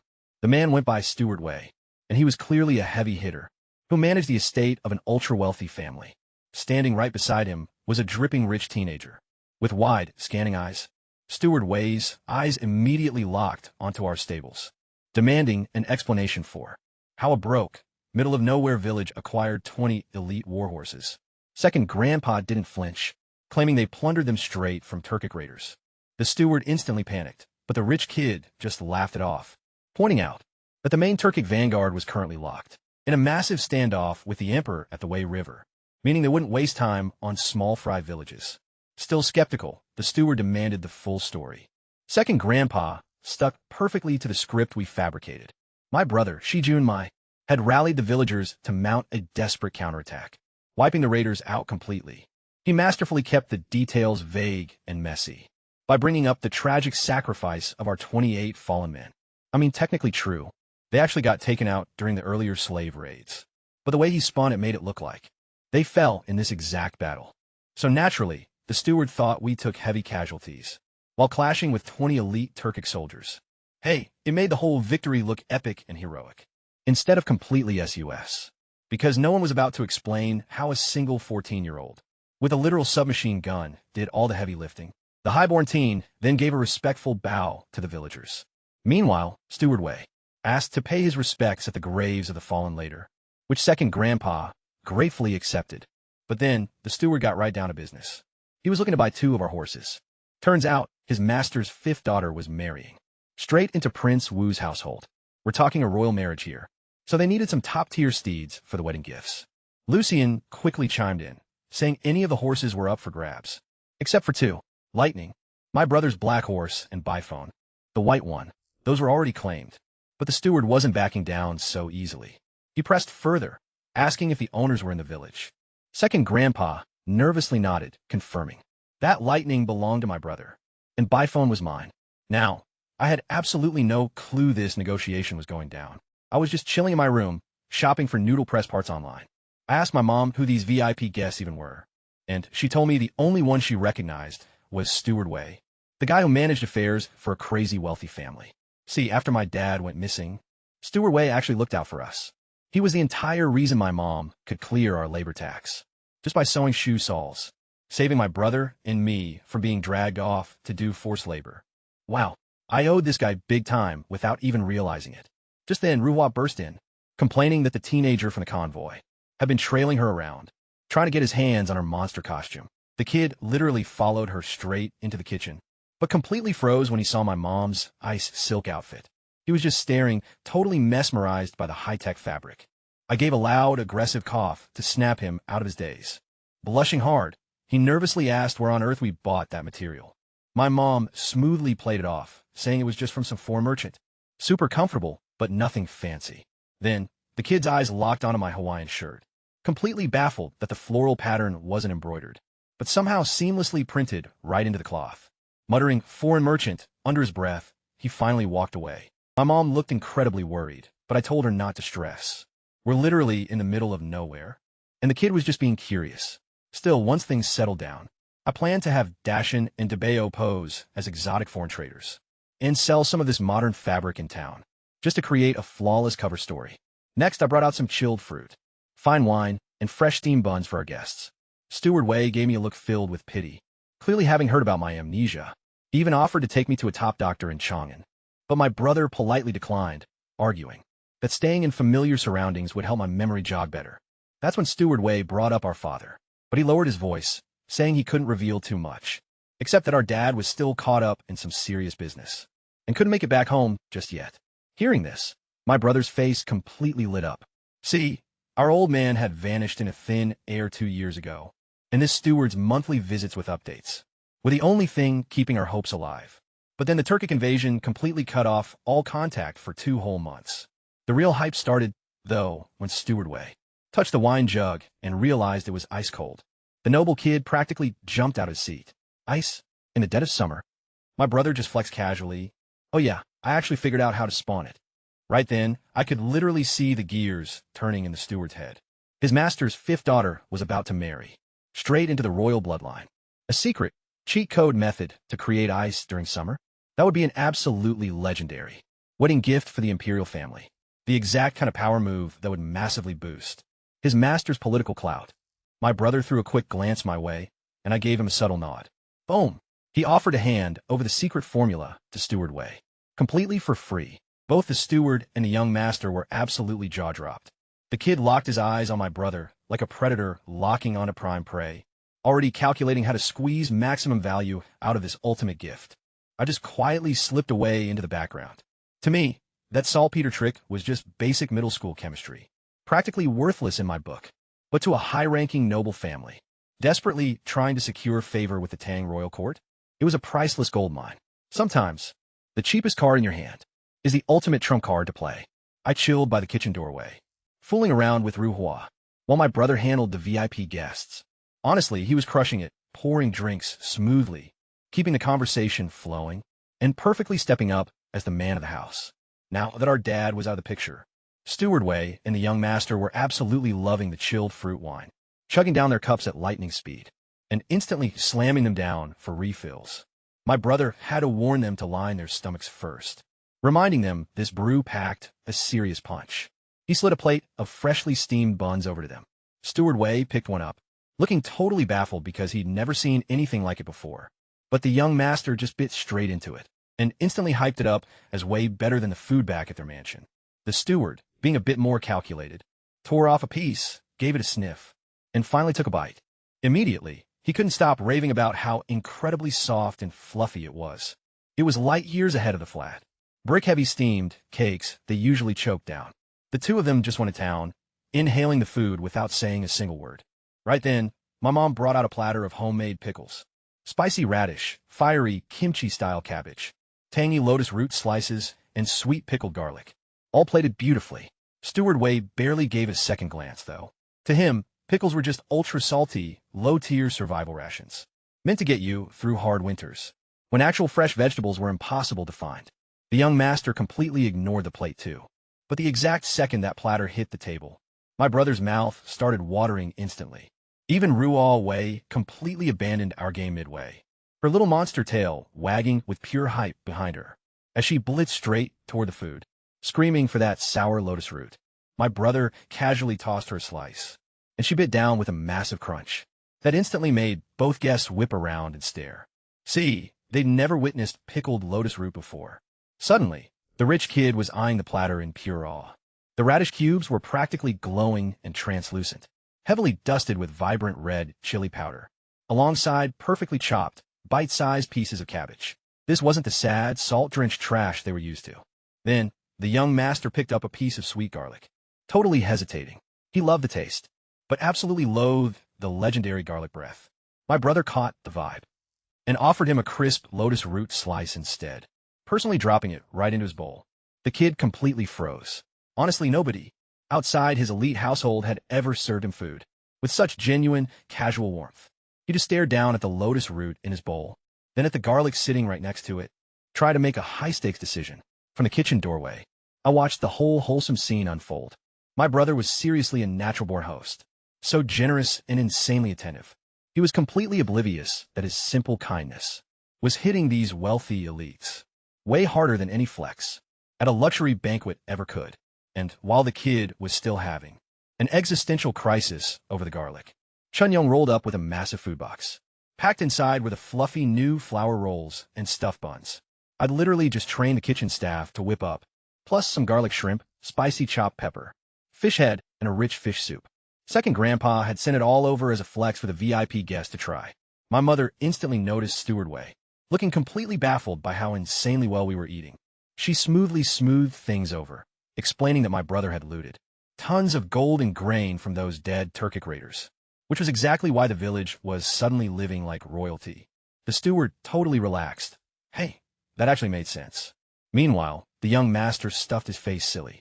This was hands down the greatest meal of his entire life. Everything was a certified banger to him. The pillowy buns, the explosive, tangy pickles, and that crisp, chilled fruit wine. The kid barely came up for air. Once dinner wrapped up, my brother took them on a grand tour of the village. And guess what? The public restroom was an absolute hype train. Steward Wei walked out completely mind-blown by the flush system, the immaculate cleanliness, and that genius bamboo faucet for hand washing. Right then and there, he decided he absolutely needed this exact setup built at his lord's mansion, begging my brother to commission Uncle Six to get the job done. Now, the rich kid had been way too embarrassed to drop a log, with everyone watching, but Steward Wei leaned over and whispered something to him, and he literally sprinted inside. He came back absolutely raving about how private the stalls were, though he low-key complained that squatting was a massive pain. My brother casually dropped the teaser, mentioning that second, Grandpa's pottery workshop was currently developing a revolutionary invention called a toilet seat that you could actually sit on, a literal lifesaver for people with bad knees. The kid's eyes went completely wide, and he started nodding like crazy. They strolled around East Hill as the sun began to dip, painting the entire sky in a brilliant, fiery red. The villagers were already gathering around the bonfire, grabbing some grub and catching up. That's when the kid tugged on Steward Wei's sleeve and begged to crash here for the night. See, he'd heard from Hua that there was going to be an absolute rager tomorrow, a massive joint birthday bash for 12 different people, which was literally just the standard piglet banquet. But, well, it looked like Hua had given the kid her own wildly creative spin on the story. Steward Wei agreed that it was getting way too late, and navigating those sketchy mountain roads in pitch black was a total death wish. So, he promised to set the kid up with a premium tent and thick, comfy grass bedding. The kid absolutely beamed, but then immediately snuck another glance at my brother, who was busy laughing it up with some locals nearby. The kid's pale cheeks flushed a bright, soft pink, maybe from the bonfire, maybe the sunset, or maybe something else entirely. Meanwhile, I was just chilling at the dining hall, eating with the villagers, when I totally caught the kid staring deeply at my brother. I followed his gaze, looked back at the kid's blushing face, and couldn't help but quietly hum a cheesy love song to myself. Oh boy. The next morning, I rolled out of bed around 8 or 9, only to find out that my brother had already dragged the kid out into the wilderness for a morning hunt. Steward Wei was currently venting to my mom about it, while I silently gave my brother 32 mental thumbs up. He still had absolutely no clue that this young gentleman was almost certainly a girl in disguise. As I was peeling a boiled egg, Uncle Six slid up next to me and asked if he should take on the latest gig, building the luxury toilets for the Wei mansion. I told him, bro, absolutely. This was his golden ticket to making a real name for himself. Think about it. Chang'an has tens of thousands of households, spread across over 100 city wards. Even if every ward only commissioned 5 public restrooms, he'd be drowning in more work than he could ever handle. But then his face dropped a bit, and he admitted the real issue. The bamboo faucets. They needed specialized rubber gaskets to stop the leaking, and I was the only one who had them. I reassured him that I'd hand over my remaining stock and try to source a fresh batch from the foreign merchants. In reality, each of those gaskets cost me half a yuan, so I wasn't about to promise an unlimited supply just yet. That tiny rubber ring was the ultimate technical bottleneck, keeping the entire modern toilet monopoly completely tied to me. Honestly, not a bad position to be in. Uncle Six hyped me up, promising a fat cut of the profits, before running off to lock in the deal with Steward Wei. As for me, I didn't really care about the cash. Let him secure the bag. I headed straight to the kitchen to inspect the massive feast preparations. They had 10 massive stoves blazing in the back courtyard, steaming an insane 600 pieces of bread, rolls, and stuffed buns to feed over 200 hungry guests. Chunyang and her crew were busy operating the custom noodle press that I had designed. Meanwhile, Hua was completely mesmerized by all the different shaped pasta attachments, turning them over and over in her hands. I just smiled and told her to go wild with experiments. Thick and thin noodles hit the pot entirely differently, locking in totally unique flavors. And man, these bad boys came out perfectly chewy. I bit into a raw strand, nodding with absolute satisfaction, walking through the prep stations with Chunyang. We already had 12 insane dishes locked and loaded, and that's not even counting whatever my brother bags from his hunt. For appetizers, we've got zesty spicy radish, fire cabbage, tangy vinegar celery, sweet garlic, and crisp sour lotus root. As for the main carbs, fluffy steamed buns, savory flour rolls, veggie stuffed buns, and a god-tier seafood noodle soup loaded with tender fish slices, plump shrimp, juicy snail meat, boiled eggs, fresh cilantro, and scallions. But the heavy hitters? All premium fish. Steamed silver carp, a sizzling chopped pepper fish head pan, crispy dried fish, golden deep-fried chunks, salt and pepper river fish, shrimp balls fried to perfection, saucy braised loach, and mouth-watering, spicy river snails. To round out the feast, 2 legendary soups, a fiercely sour and spicy fish fillet broth, packed with pickled radish and lotus root, and an earthy wild mushroom broth infused with mountain herbs. What was supposed to be a casual little celebration had escalated into a massive 12-course banquet spanning 18 tables. My brother's hunting hall? Honestly, that was just going to be the ultimate flex on top. I actually planned it that way from the jump. The mountain game was just a nice bonus, not the main event. Suddenly, I struck the old bronze bell, hanging right outside the dining hall, an ancient relic from a Warring States chime set that my eccentric second grandpa had dug up. I originally wanted to scrap it for cash, but turns out bronze wasn't on the scrap metal buyback list. The echoing chime reverberated across the entire village, and hyped-up kids came sprinting all the way from the horse paddock. Right on cue, my brother's hunting squad rolled in, carrying wild chickens and prime mountain snakes. This was perfect for that legendary 2 dragons chasing the phoenix stew, the exact dish that drove everyone absolutely feral. The last time we made it, Uncle Six had set up 20 massive tables across the hilltop, and the VIP table on the stone slab was strictly reserved for our special guests. Steward Wei, that mysterious teenager, and our esteemed village elders acting as the hosts. Grandpa Tion and second grandpa had actually hooked my brother and me up with Hawaiian shirts and beach shorts. No lie, the fit looked surprisingly fire on us. Honestly, all we needed were some thick gold chains and sleek designer shades to complete the drip. Meanwhile, Lucien rocked his traditional scholar's robes, his hair effortlessly held up by a simple vine twig, giving off major mystical, wandering sage vibes. Now, that teenager's eyes were completely glued to my brother. The entire time. Seeing this, I nudged him toward the head table, quietly reminding him that as the head of the household, he needed to step up and play the proper host. He glanced over toward the table, accidentally locked eyes with the kid, and instantly lost his cool, stammering out a nervous agreement. Then, he quickly pivoted and asked me to whip up a cold noodle dish instead, muttering that it was way too hot outside for piping hot soup. Right then, it hit me. He was being incredibly considerate. Normally, this guy is completely oblivious to his surroundings. But today, he actually noticed that the scorching heat would make our guests uncomfortable. Talk about a plot twist. I completely pivot the menu. I dump a massive load of ice into the boiling fishbone broth, skimmed off the fat, splashed in some soy sauce for flavor, and had the crew instantly flash boil the noodles, before shocking them in ice water to lock in that perfect chew. Within minutes, we're pumping out bowls of ice-cold noodle soup, loaded with fresh fish slices, plump shrimp, tender snail meat, crispy, sweet radish strips, and a mountain of pickled greens and herbs. I take the first bite, and it's an absolute banger.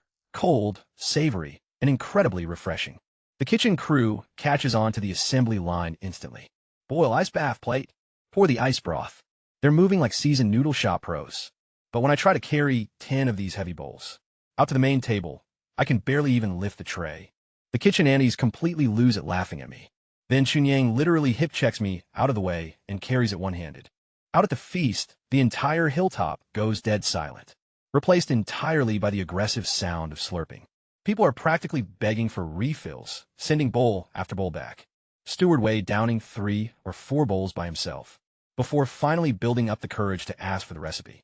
My brother glances over at the wealthy teenager, who's happily stuffing his face with flushed, happy cheeks, and just agrees on the spot without even checking with me. Little did they know, I was already walking over with the recipe written down, along with the top-secret ice-making formula on the exact same sheet. Steward Wei is absolutely blown away by my generosity, but I just point to the massive pickle platters on the table and lay down the cold, hard truth.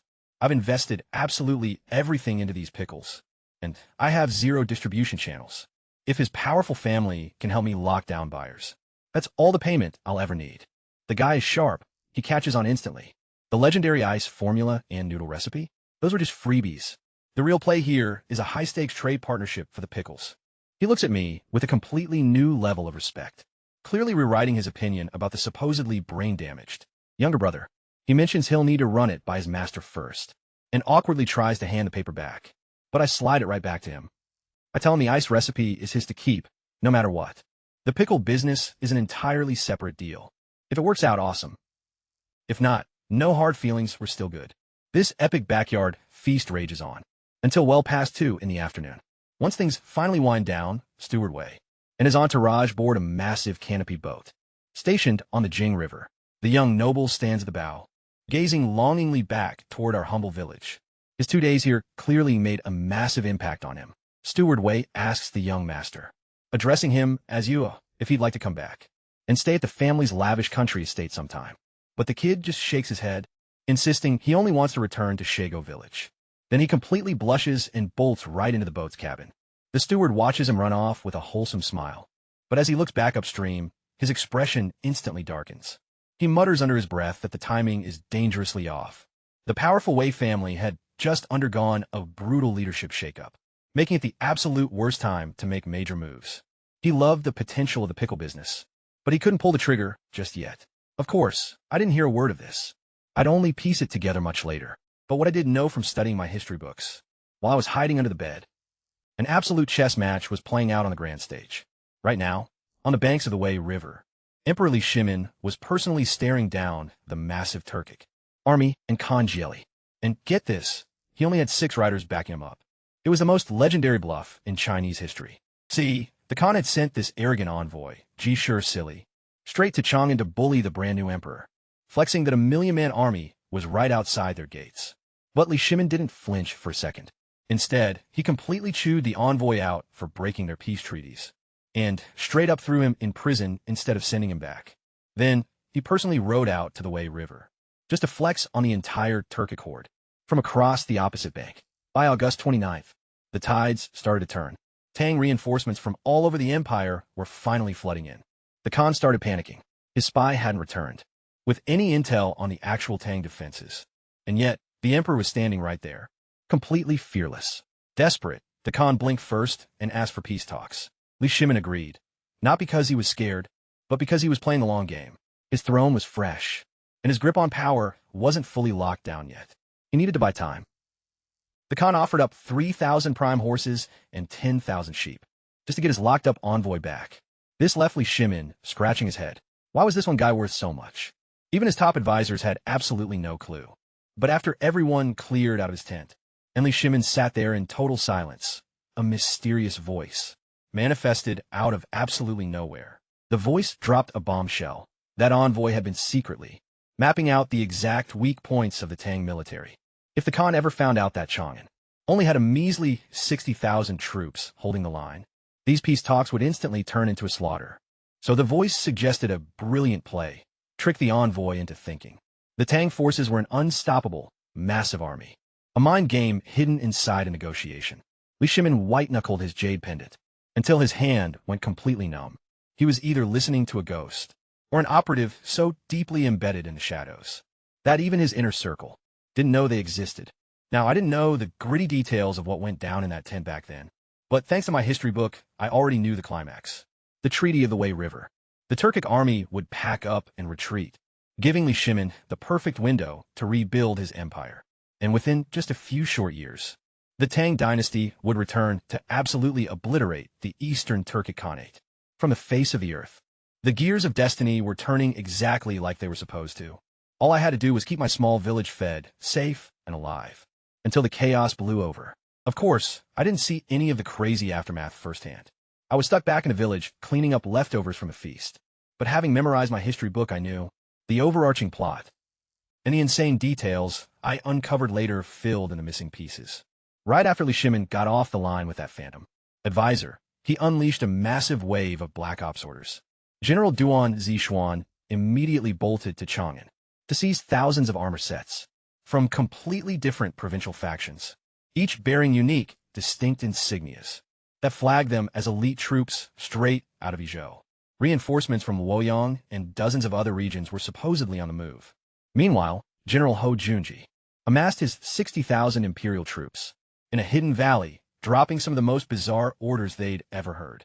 5,000 soldiers were sent to round up civilians from every single village between the Wei River and Chang'an. Men, women, literally anyone who could walk, minus the elderly and kids under 10. Another 5,000 pitched every spare tent the army had, blazing massive campfires in front of each one. As for the remaining soldiers, they completely stripped off their armor and weapons, left everything behind in the camp, and marched stark naked to Mount Qixia to wait. The civilians were absolutely terrified, convinced they were about to be used as meat shields. But Chancellor Fong Xianling calmed the crowd, explaining the plan. All they had to do was suit up in armor, parade around the camp, play the part of elite soldiers for just one night, and they could head home the next morning with a fat sack of grain as payment. And honestly, once those helmets were strapped on, good luck telling a random farmer from a battle-hardened veteran, from any kind of distance. Over Mount Chixia, the actual soldiers began a grueling, non-stop rotation. First, they'd throw on Ijo armor, march into camp looking like Ijo reinforcements, set up more tents and light fires. Then, they'd slip back to the mountain under the cover of darkness, swap into Luoyang armor, and march right back out as an entirely different army. They rinsed and repeated this illusion all night long, creating the ultimate visual of a massive, never-ending stream of provincial armies, flooding in from every corner of the empire. The final piece of the puzzle was Ashina Sili, the Turkic envoy, who was still rotting in a Chang'an dungeon. Li Shimin's brother-in-law, Zhangsun Wuji, personally arrived to cut him loose. The Khan had offered 3,000 horses and 10,000 sheep just to get him back. They tossed him into an open-top carriage and drove him north toward the Tang military camp. Along the way, completely by coincidence, column after column of torch-bearing soldiers marched past them in the pitch black, each unit rocking different provincial armor. Zhangsun Wuji casually commentated on the whole thing. "Oh wow, Ijo's troops got here fast. Huh, Luoyang is making slower time than I expected." The envoy sat in that carriage drenched in a cold sweat, staring at what he genuinely believed were tens of thousands of elite reinforcements, pouring in to defend the capital. By the time he actually reached the main camp, he had personally counted at least 50,000 fresh troops. Except it was all a lie, just the same 4,000 soldiers marching in literal circles, backed by a bunch of local farmers wearing borrowed helmets. To make it better, they stationed him on a high observation platform for the night. Ashina Sili secretly thought they were idiots, believing that from up there he could easily scout the entire layout and calculate their true numbers. He had absolutely no clue that everything he was about to witness had been meticulously staged, specifically to psych him out. The grandest bluff in Tang Dynasty history was officially underway, and I was 40 miles away, stuck washing dishes. August 30th. I tossed my Tang Dynasty history book straight into the yard fire. I'd already memorized every single detail I needed anyway, and leaving that kind of evidence around was a death sentence.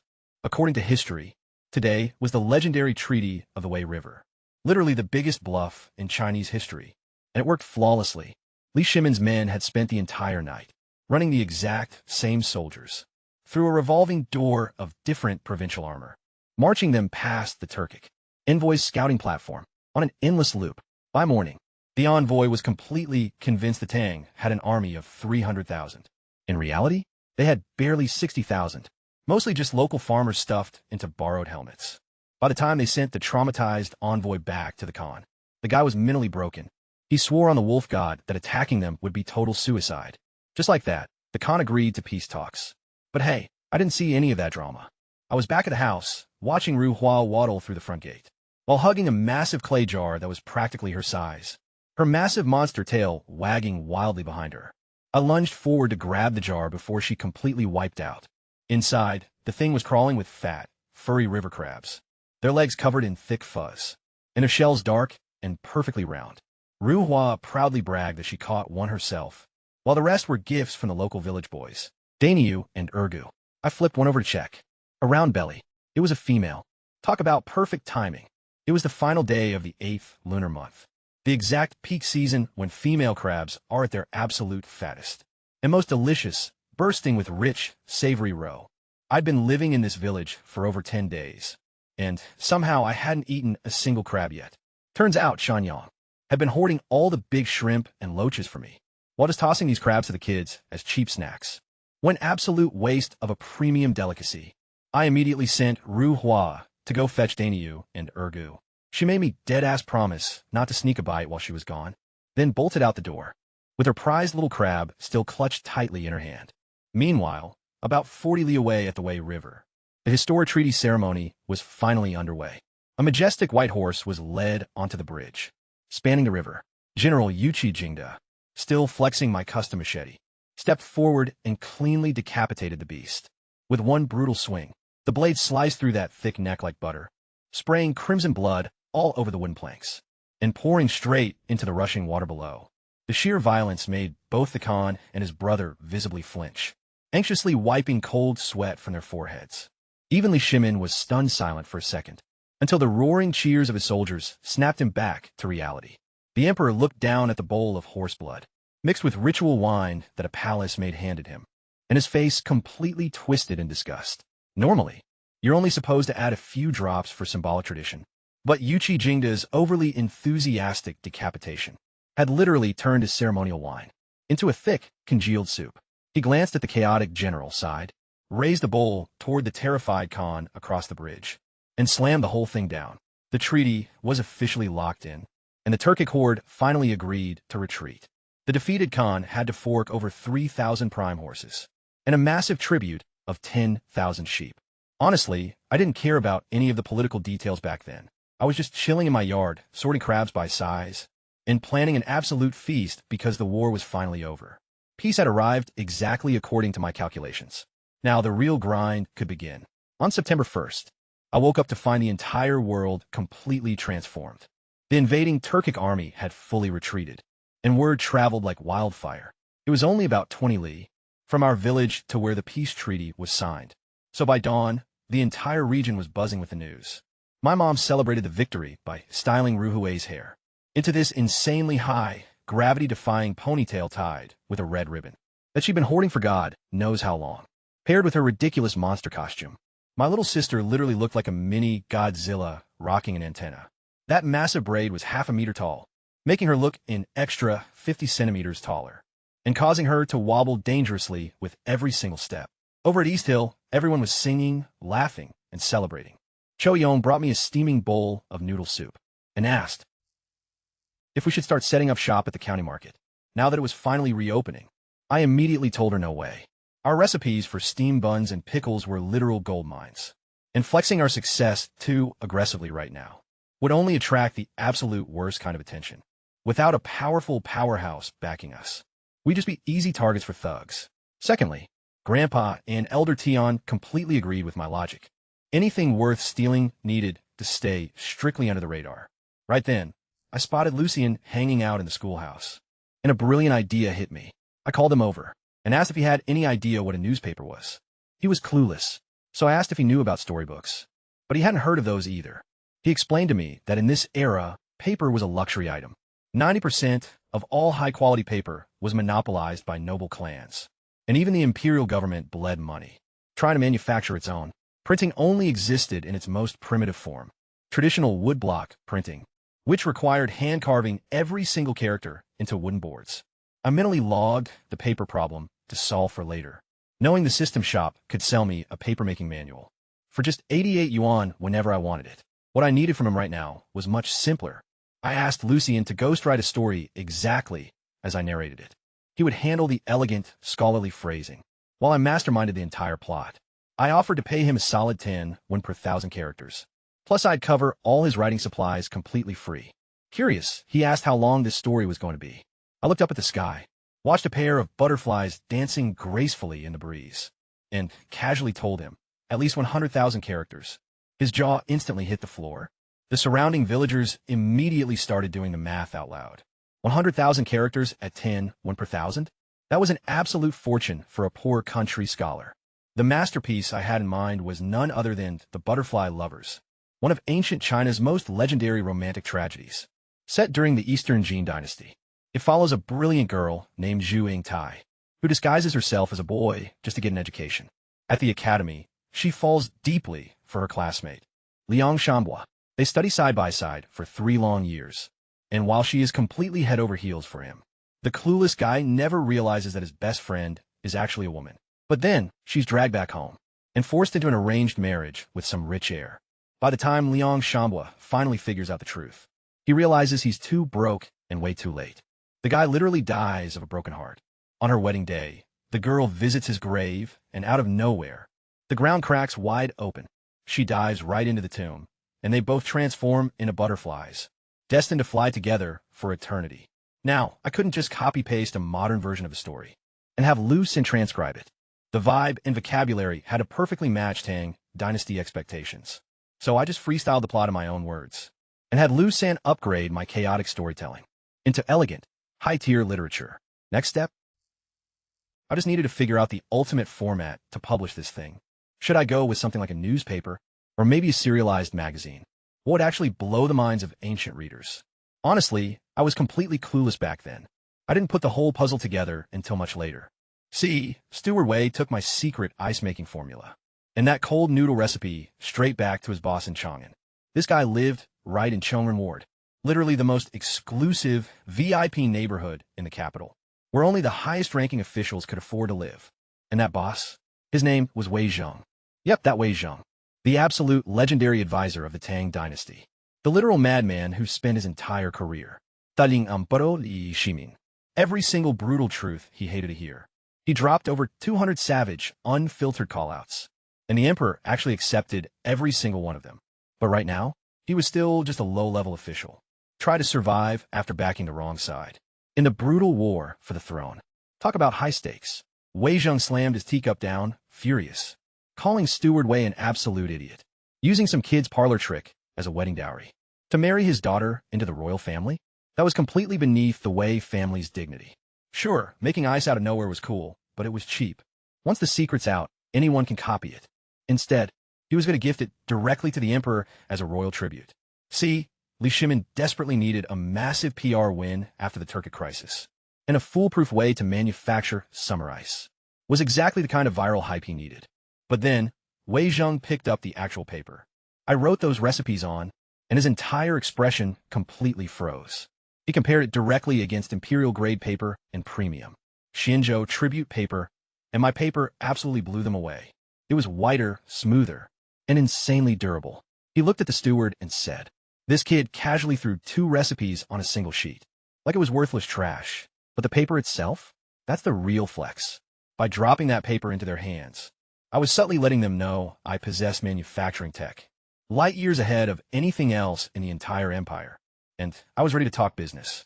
The steward went dead pale, suddenly remembering my innocent, harmless smile. Right then, the door burst open and a young girl yelled, "Father, did you seriously eat my pickled celery again?" It was the exact same teenager from the village, Wei Zheng's fierce daughter, Wei Shuyan. She'd already absolutely demolished half the jar of that fire.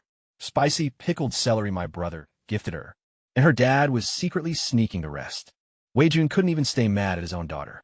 She literally demanded that Steward Wei stash her remaining stash of pickles under her bed, where a greedy dad couldn't steal them.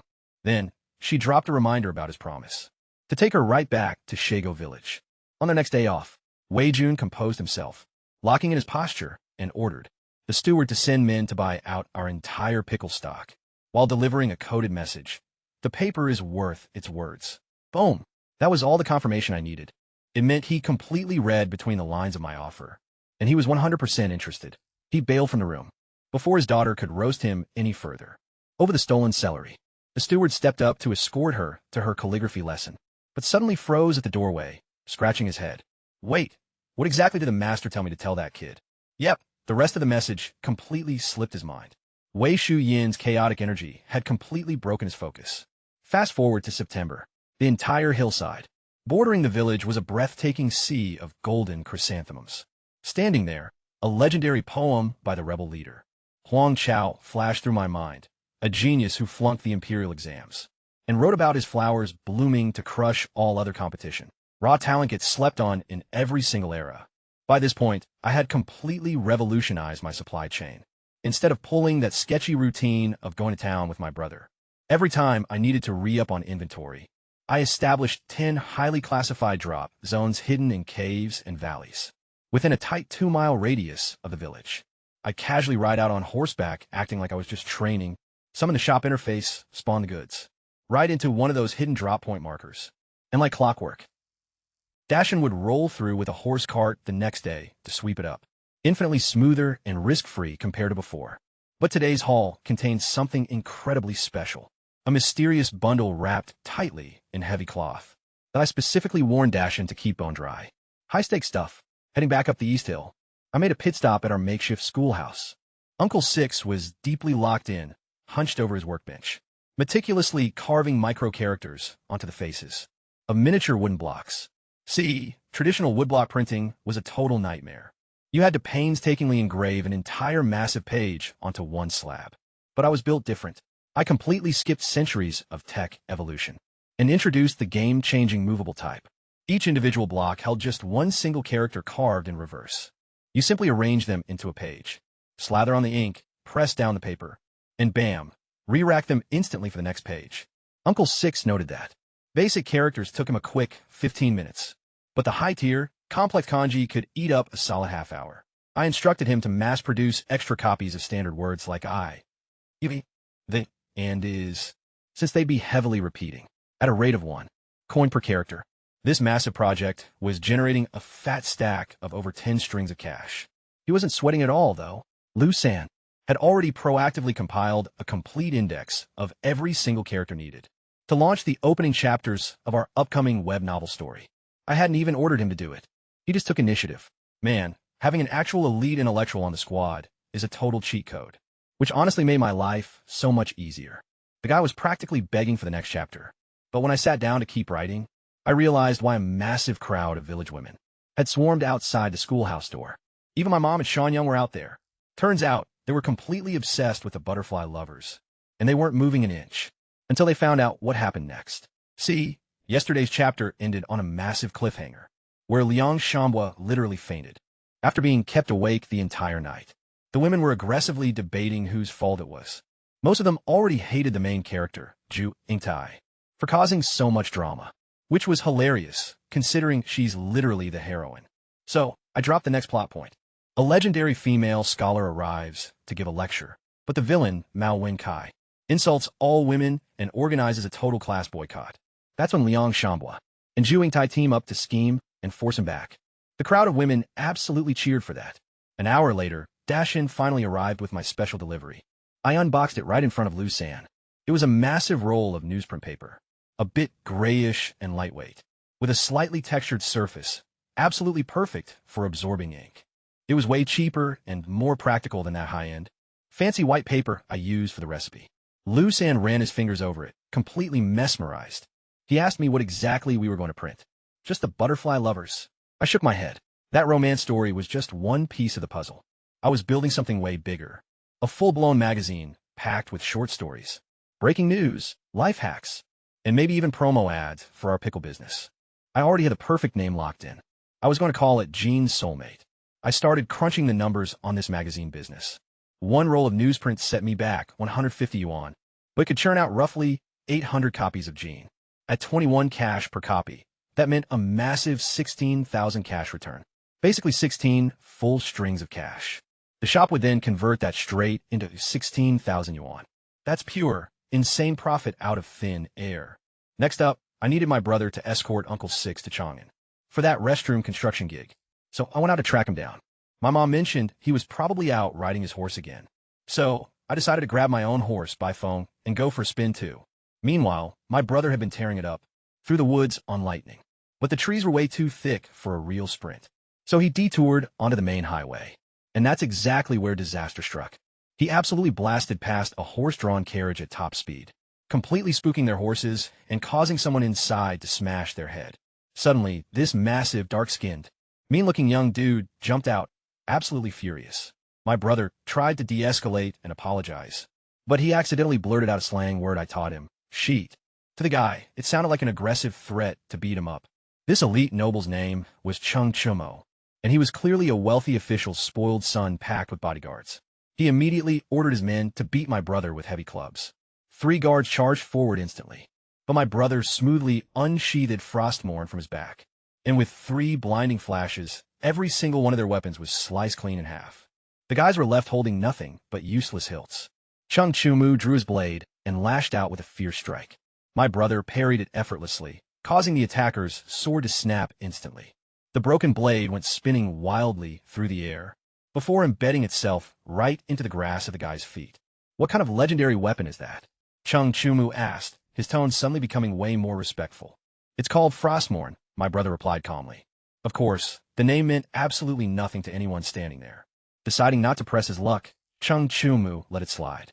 My brother was just about to make a peaceful exit, when Beefing caught the scent of lightning nearby, and bolted straight out of the forest like a rocket.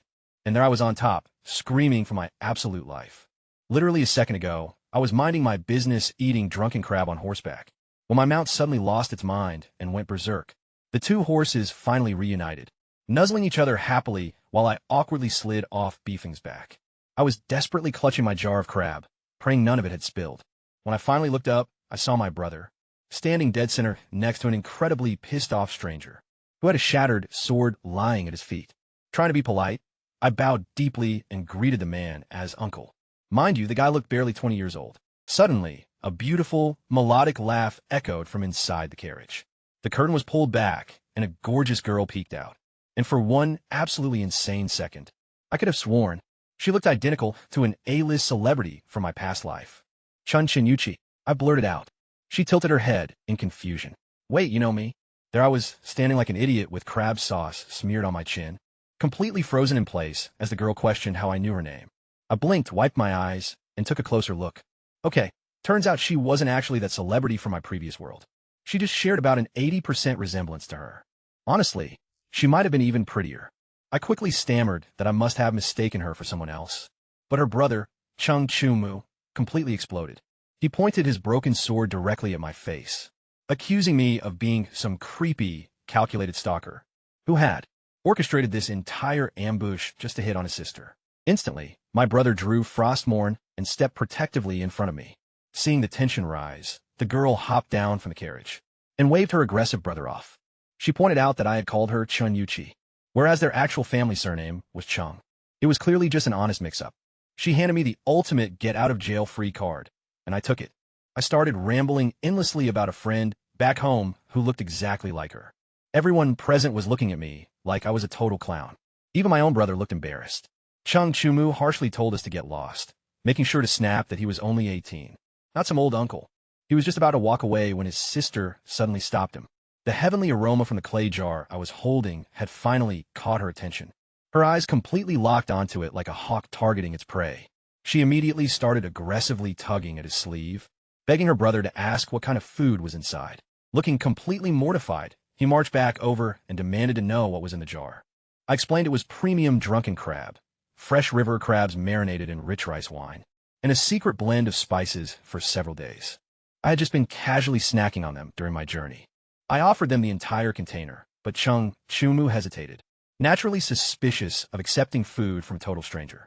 To prove it was safe, I popped the lid, pulled out a massive, plump female crab, and called my brother over so we could split it.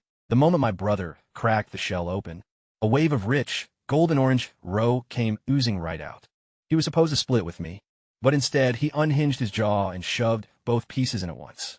Suddenly, a screech nearly blew my eardrums out.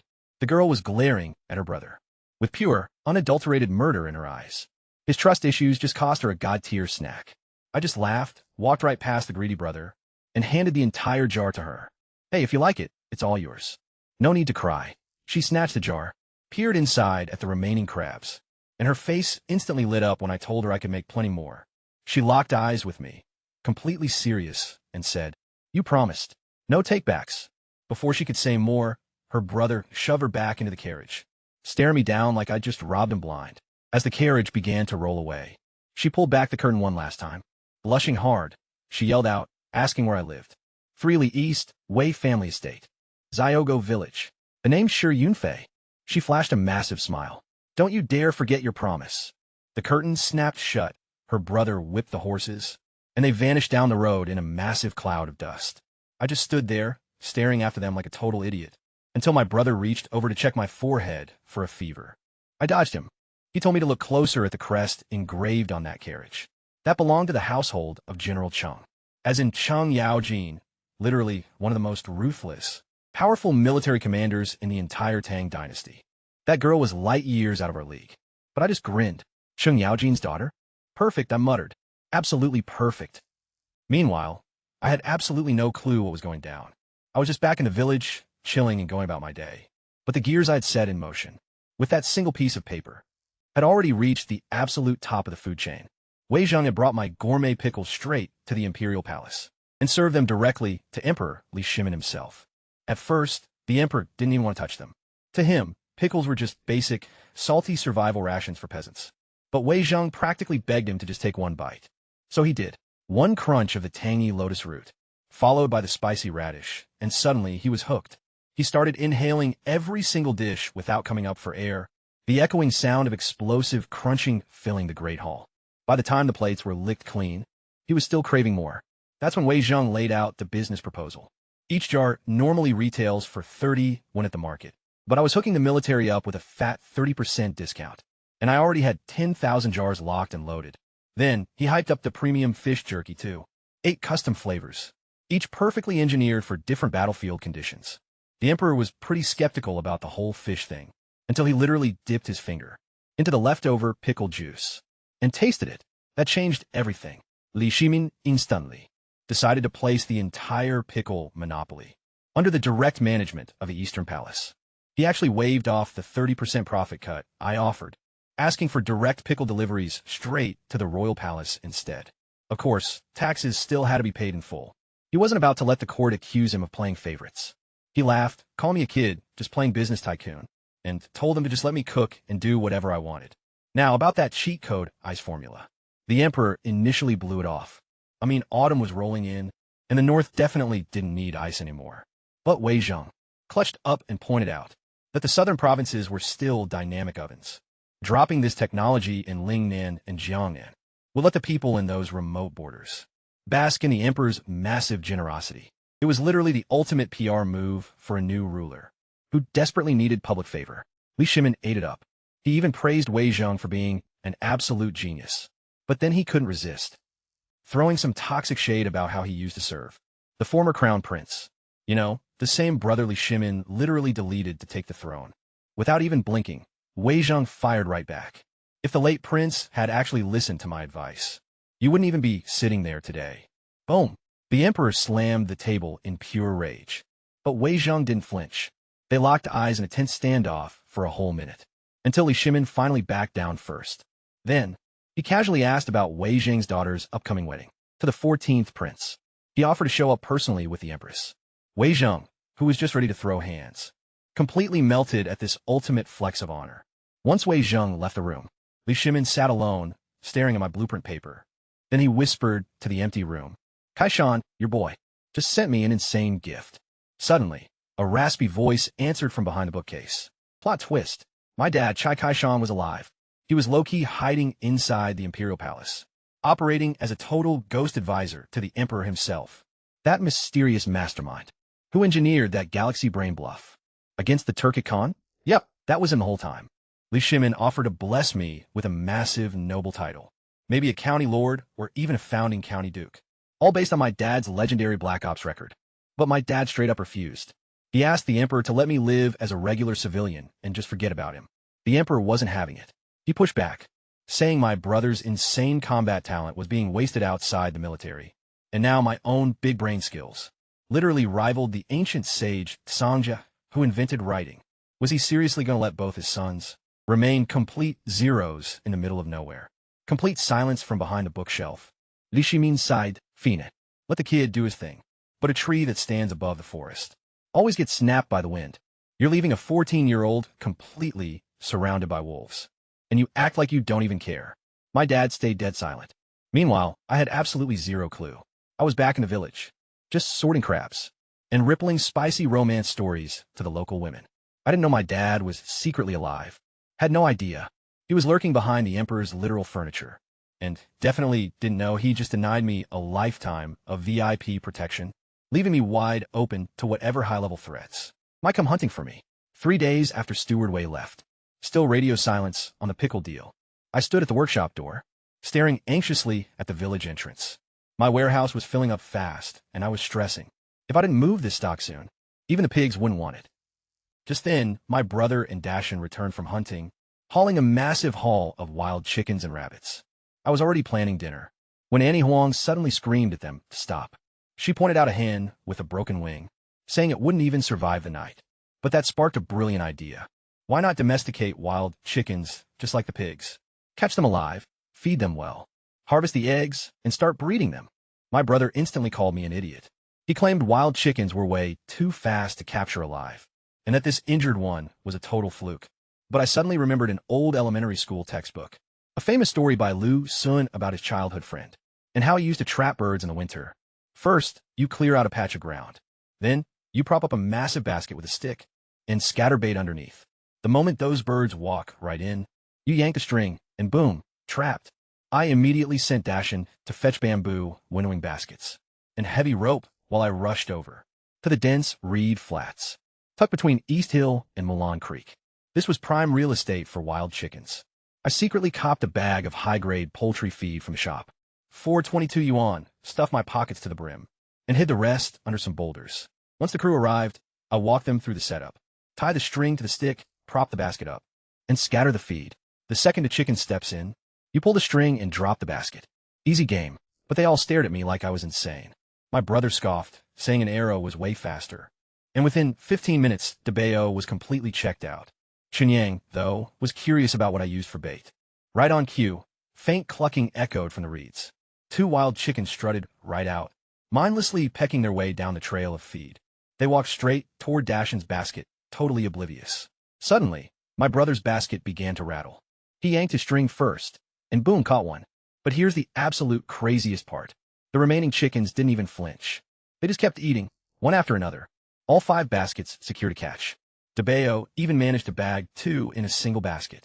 In literally less time than it takes to drink a cup of tea, we had 6 live wild chickens in the bag. I immediately sent Dashin sprinting up East Hill with the birds, and told DeBeo to get his dad to build a coop right next to the pig pen. Chunyang rushed back for more baskets, his eyes practically glowing with greed, when Dashin reached the summit, holding 6 wildly flapping chickens. 3 in each hand. The entire village absolutely lost it. Everyone was hyping me up, shouting that I was a genius. Then, someone brought up their cousin's neighbor's niece, mentioning how gorgeous she was and how she had great childbearing hips, asking if I was looking to settle down. Yeah, I totally pretended not to hear that last part. September 3rd. The Treaty of the Wei River was barely a few days old, but life was already getting back to normal, while the rest of the empire was busy grinding. The dead were left as nothing but memories. But today, a total stranger rode into our village. Some scruffy 20-year-old kid looking exhausted on a tired horse. Turns out, he was a postal courier named Lu Fei, delivering a high-priority letter straight from the Wei mansion in Chang'an. Honestly, I almost burst out laughing when he said his name. My name is Shi Yunfei, and his is Lu Fei. Both of our names literally mean to fly. But forget his name, his job was what caught my attention. Get this. He told me the Tang postal system has a whopping 1,639 relay stations, spanning across the entire empire. We're talking over 20,000 workers locking down land routes, waterways, and everything in between. Every single county is completely covered. Bro, I almost fell out of my chair. This wasn't just some basic mail service. It was a massive, ready-to-go, nationwide distribution network. Every single station was a potential gold mine for sales. I had been stressing about hauling my products to the local market myself, but now I could literally sit at home while my brand reached the entire country. So I hooked Lu Fei up with the absolute meal of his life. Premium fruit wine, juicy chicken legs, fluffy steamed buns, the whole 9 yards. The kid was sharp though. He knew I wanted something. Once he was completely stuffed, he told me to just spit it out. I gave a quick signal, and right on cue, out came a fresh stack of our newly printed magazines. Each issue was just 6 pages of thin newsprint, light as a feather. The front section featured the absolute latest chapters of the hit story, The Butterfly Lovers. The back pages were packed with juicy local gossip, and tucked perfectly into the corner was an ad. You sure pickles, limited supply, delicious, affordable, and satisfaction guaranteed. I asked Lu Fei to drop off 1 free copy. With every single letter he delivered today, that's 20 copies to 20 different households. Completely free. He flipped to the back page and saw the suggested retail price of 21 coins. He looked at me totally skeptical, saying a real book might sell for that. But a tiny story pamphlet? I smiled and told him not to worry about the sales. Just get them delivered. Then I loaded him up with 30 steamed buns for the road. He left happy, but I was absolutely ecstatic. Those 20 free copies were pure marketing seeds. Once people got hooked on the first chapters of that romance and hit that brutal cliffhanger ending, they'd be desperate to buy the next issue. And that's exactly when the real cash would start rolling in. Next, I finally cracked open a letter from Steward Wei. It was 2 pages long, and the message inside was everything I dreamed of. The Emperor himself had tasted our pickles and absolutely loved them. Now, 300 jars a month were to be sent directly to the Imperial Palace. Sure, it was technically tribute money, basically protection cash, but I wasn't complaining, because now anyone who tried to mess with our business would have to answer directly to The emperor's own appetite. As for the remaining 200 jars, they were purchased straight up by the Wei family, with a special request for extra vinegar, celery, and sweet garlic. This was my first official mega sale. I turned to Dashin and told him to have my mother prep 500 jars immediately, by tomorrow noon, starting with the oldest batches. I also locked in 5 jars of premium drunken crab, to be sent straight to the Wei mansion as a gift, courtesy of my brother, explicitly addressed to young Master Wei. Of course, that was for Wei Shuyan, the girl my clueless brother still thought was a dude. Then, I sent 5 more jars over to General Cheng's estate, addressed to Cheng Yuqi under my own name. Hey, a promise is a promise. Finally, I grabbed Liu San and told him to start printing every single scrap of leftover newsprint into magazines immediately. I was absolutely certain that within 3 days, those 20 free promo copies would spark a massive hype wave. Demand would skyrocket, but he was sweating bullets, terrified that people would absolutely hate his writing. I clapped him on the shoulder and told him that very soon, every single literate person in the entire Tang dynasty would know the name Liu San. He'd be charging straight-up premium just to write a couplet. He laughed it off, but I was dead serious. Now, I wasn't actually there for the next part, but Lu Fei clued me in on the whole wild story later, and it's honestly too good not to share. After riding out of our village, Lu Fei spent the rest of the afternoon wrapping up his mail route. He casually handed out 19 copies of the magazine along the way, and obviously, nobody is turning down free stuff. Even the women who couldn't read a single word snatched them up, because back then, anything printed on paper was pure gold. But by the time he dropped off that 19th copy, the wine buzz finally wore off, and reality hit him hard. He realized he'd just given away every single copy of a story he was actually obsessed with. See, he'd been reading that butterfly lover story on horseback during the entire ride, completely glued to the pages. He finally rolled into the Jinyong postal station, still clutching that absolute final copy. His horse literally knew the route by heart, and just guided itself right through the main gate, all while Lu Fei had his nose buried deep in the text. The only reason he stopped was because his forehead slammed straight into a doorframe. And that is exactly when his boss's boss walked in. This old-school guy named Manager Lee. He instantly spotted the magazine and flexed his authority by immediately confiscating it. Lu Fei's heart completely sank. He was just getting to the best part. Manager Lee then took the magazine straight to the station outhouse. Now, Lee was high maintenance and preferred soft paper over the standard, painful wooden scraping sticks. To him, this booklet looked like the perfect toilet paper substitute. But curiosity got the best of him, and he started reading. Big mistake. He was instantly hooked. The cross-dressing heroine, the 2 students forced to share a single bed, and the absolute clown of a villain, Mao Winkai, acting like an arrogant fool. He was so wildly absorbed that, when the chapter suddenly hit a brutal cliffhanger, with Liang Shanbua completely passing out from exhaustion, followed by a to-be-continued sign, he tried to jump up in absolute rage, but his legs had gone completely numb from squatting for way too long. He lost his balance, crashed straight back into the latrine pit, and started screaming at the top of his lungs for help. Meanwhile, back at the station, Luffy was already cracking open that batch of steam buns I hooked him up with. Naturally, his co-workers immediately swarmed the squad leader. This one guy, Chue, snatched up a crab meat bun and absolutely inhaled it in 3 bites. His eyes practically popped out. He'd never tasted anything this elite. We're talking savory crab meat, rich roe, and a burst of scalding broth, all wrapped in pillowy soft bread. Without missing a beat, he slammed 10 copper coins on the table and claimed 10 buns for himself. That's 1 coin each, double the price of your average, boring steam cakes. Seeing this, the other couriers started straight up begging for a piece. Luffy, being a bro, handed everyone a freebie and promised he'd make another supply run to our village tomorrow. But just as they were all savoring that first bite, a chaotic crash and a blood-curdling shriek echoed from the outhouse. Manager Lee, who was still trapped in there with completely numb legs, was screaming bloody murder for help. Yep, my little indie magazine had officially claimed its first victim. The next morning, way before sunrise, the heavy thud of hooves echoed at the village entrance. Grandpa Tion, who was out early weeding his garden, squinted through the thick morning mist to investigate. Through the fog, he spotted 5 or 6 riders parked right at the paddock gate. A rough, booming voice barked out, "Hey, old Tion," demanding that he drag me out of bed. Turns out, the man leading the pack was squad leader Chue, the absolute big boss of all the postal couriers. Over at the Jinyang relay station, Luffy was riding right alongside him, backed up by a few other couriers. Grandpa Tion was sweating bullets. I mean, Chue's son-in-law was literally the county's deputy magistrate. I ended up stumbling up East Hill, completely half asleep, incredibly cranky because I'd been up until 3 a.m., printing the latest issue with Lu San. My brother walked right beside me, looking sharp and on high alert. Luffy quickly pulled me to the side and slipped me a purchase order, scribbled on a scrap piece of paper. And guess who it was from? Manager Lee, the petty old man who had literally swiped Luffy's copy of Gene yesterday.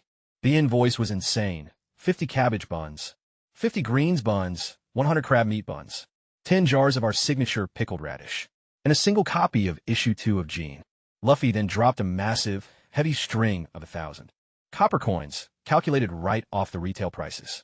That's 20 coins for the mag, 30 per pickle jar, 2 for the meat buns, and 1 for the veggie ones. But wait, the actual total only added up to 620. The manager had overpaid by almost double the amount.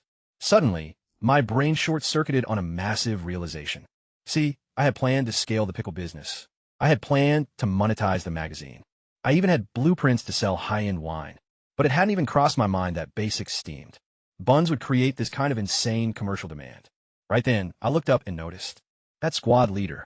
Chue's shirt was bulging suspiciously around his stomach. He caught me staring and immediately dropped the tough guy act. Grinning sheepishly, he pulled out a fat pouch of loose copper coins and asked if he could get in on the bun action too. It made total sense. His relay station had a hole in attached, where weary travelers constantly stopped to eat and rest. These portable buns were the ultimate fast food. So, I asked how many he wanted. Bro, literally however many you can crank out. I will buy the entire supply. I smiled and told him. Deal. Vegetable buns, 1 coin a pop. Fish buns are $2. Lamb is 5. And crab meat is 5, but you gotta pre-order. As for the basics, we can pump out thousands of veggie buns daily. The guy just smirks, sending his 3 lackeys down the hill. They come back hauling 3 massive sacks, slamming them right onto the table. Clink, the sweet sound of heavy metal. 5,000 coins. 5 fat strings of cash. All right, kid, he says.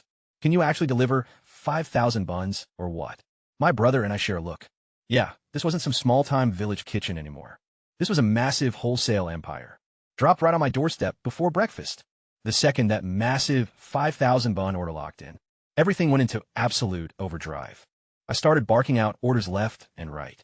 I deployed Dainyu and Urgu to the river to catch crabs. Only the biggest ones, and I'd pay 1 white rabbit candy per crab. No limit. I sent Grandpa Tion into the mountains for wild mushrooms, giving him strict orders to triple check for poison. My brother and Dashin rushed to the kitchen. To help Chun Yong aggressively knead dough. Skipping the hunt, I checked in with my mom to make sure the 500 jars of pickles for the Wei family shipment were fully loaded. Meanwhile, squad leader Chue and his couriers were chilling in the dining hall, tasting our legendary millet porridge, steamed buns, and signature pickle combo for the very first time. When Lu Fei casually flexed that our pickles were literally served in the Imperial Palace, Chue instantly sat up straight. He took another bite, savoring it carefully, and declared them the ultimate palate cleanser for greasy food. Exactly what wealthy, meat-eating elites craved. He immediately asked to become our distributor. His couriers hit every single road in Jinyang County daily. So why not stack cash by selling pickles on the side? He offered to pay 50% up front, with the rest cleared after delivery. I locked it in before he could even finish his sentence. Everyone froze. They completely expected me to haggle. Instead, I gave him a sweet wholesale price of 28. A solid 2-cent discount per jar below retail. But I had a catch. I was dangerously low on manpower. Every single able body in the village was already maxed out on chores. This morning surprise bun crisis had nearly broken our entire crew. So I needed Chue to recruit 50 fresh laborers from the surrounding villages. Men or women, just honest, hardworking country folk. No criminals, and absolutely no slacker health risks. I'd give them free room, board, and a fat 101 monthly salary. Chue thought that pay rate was insane.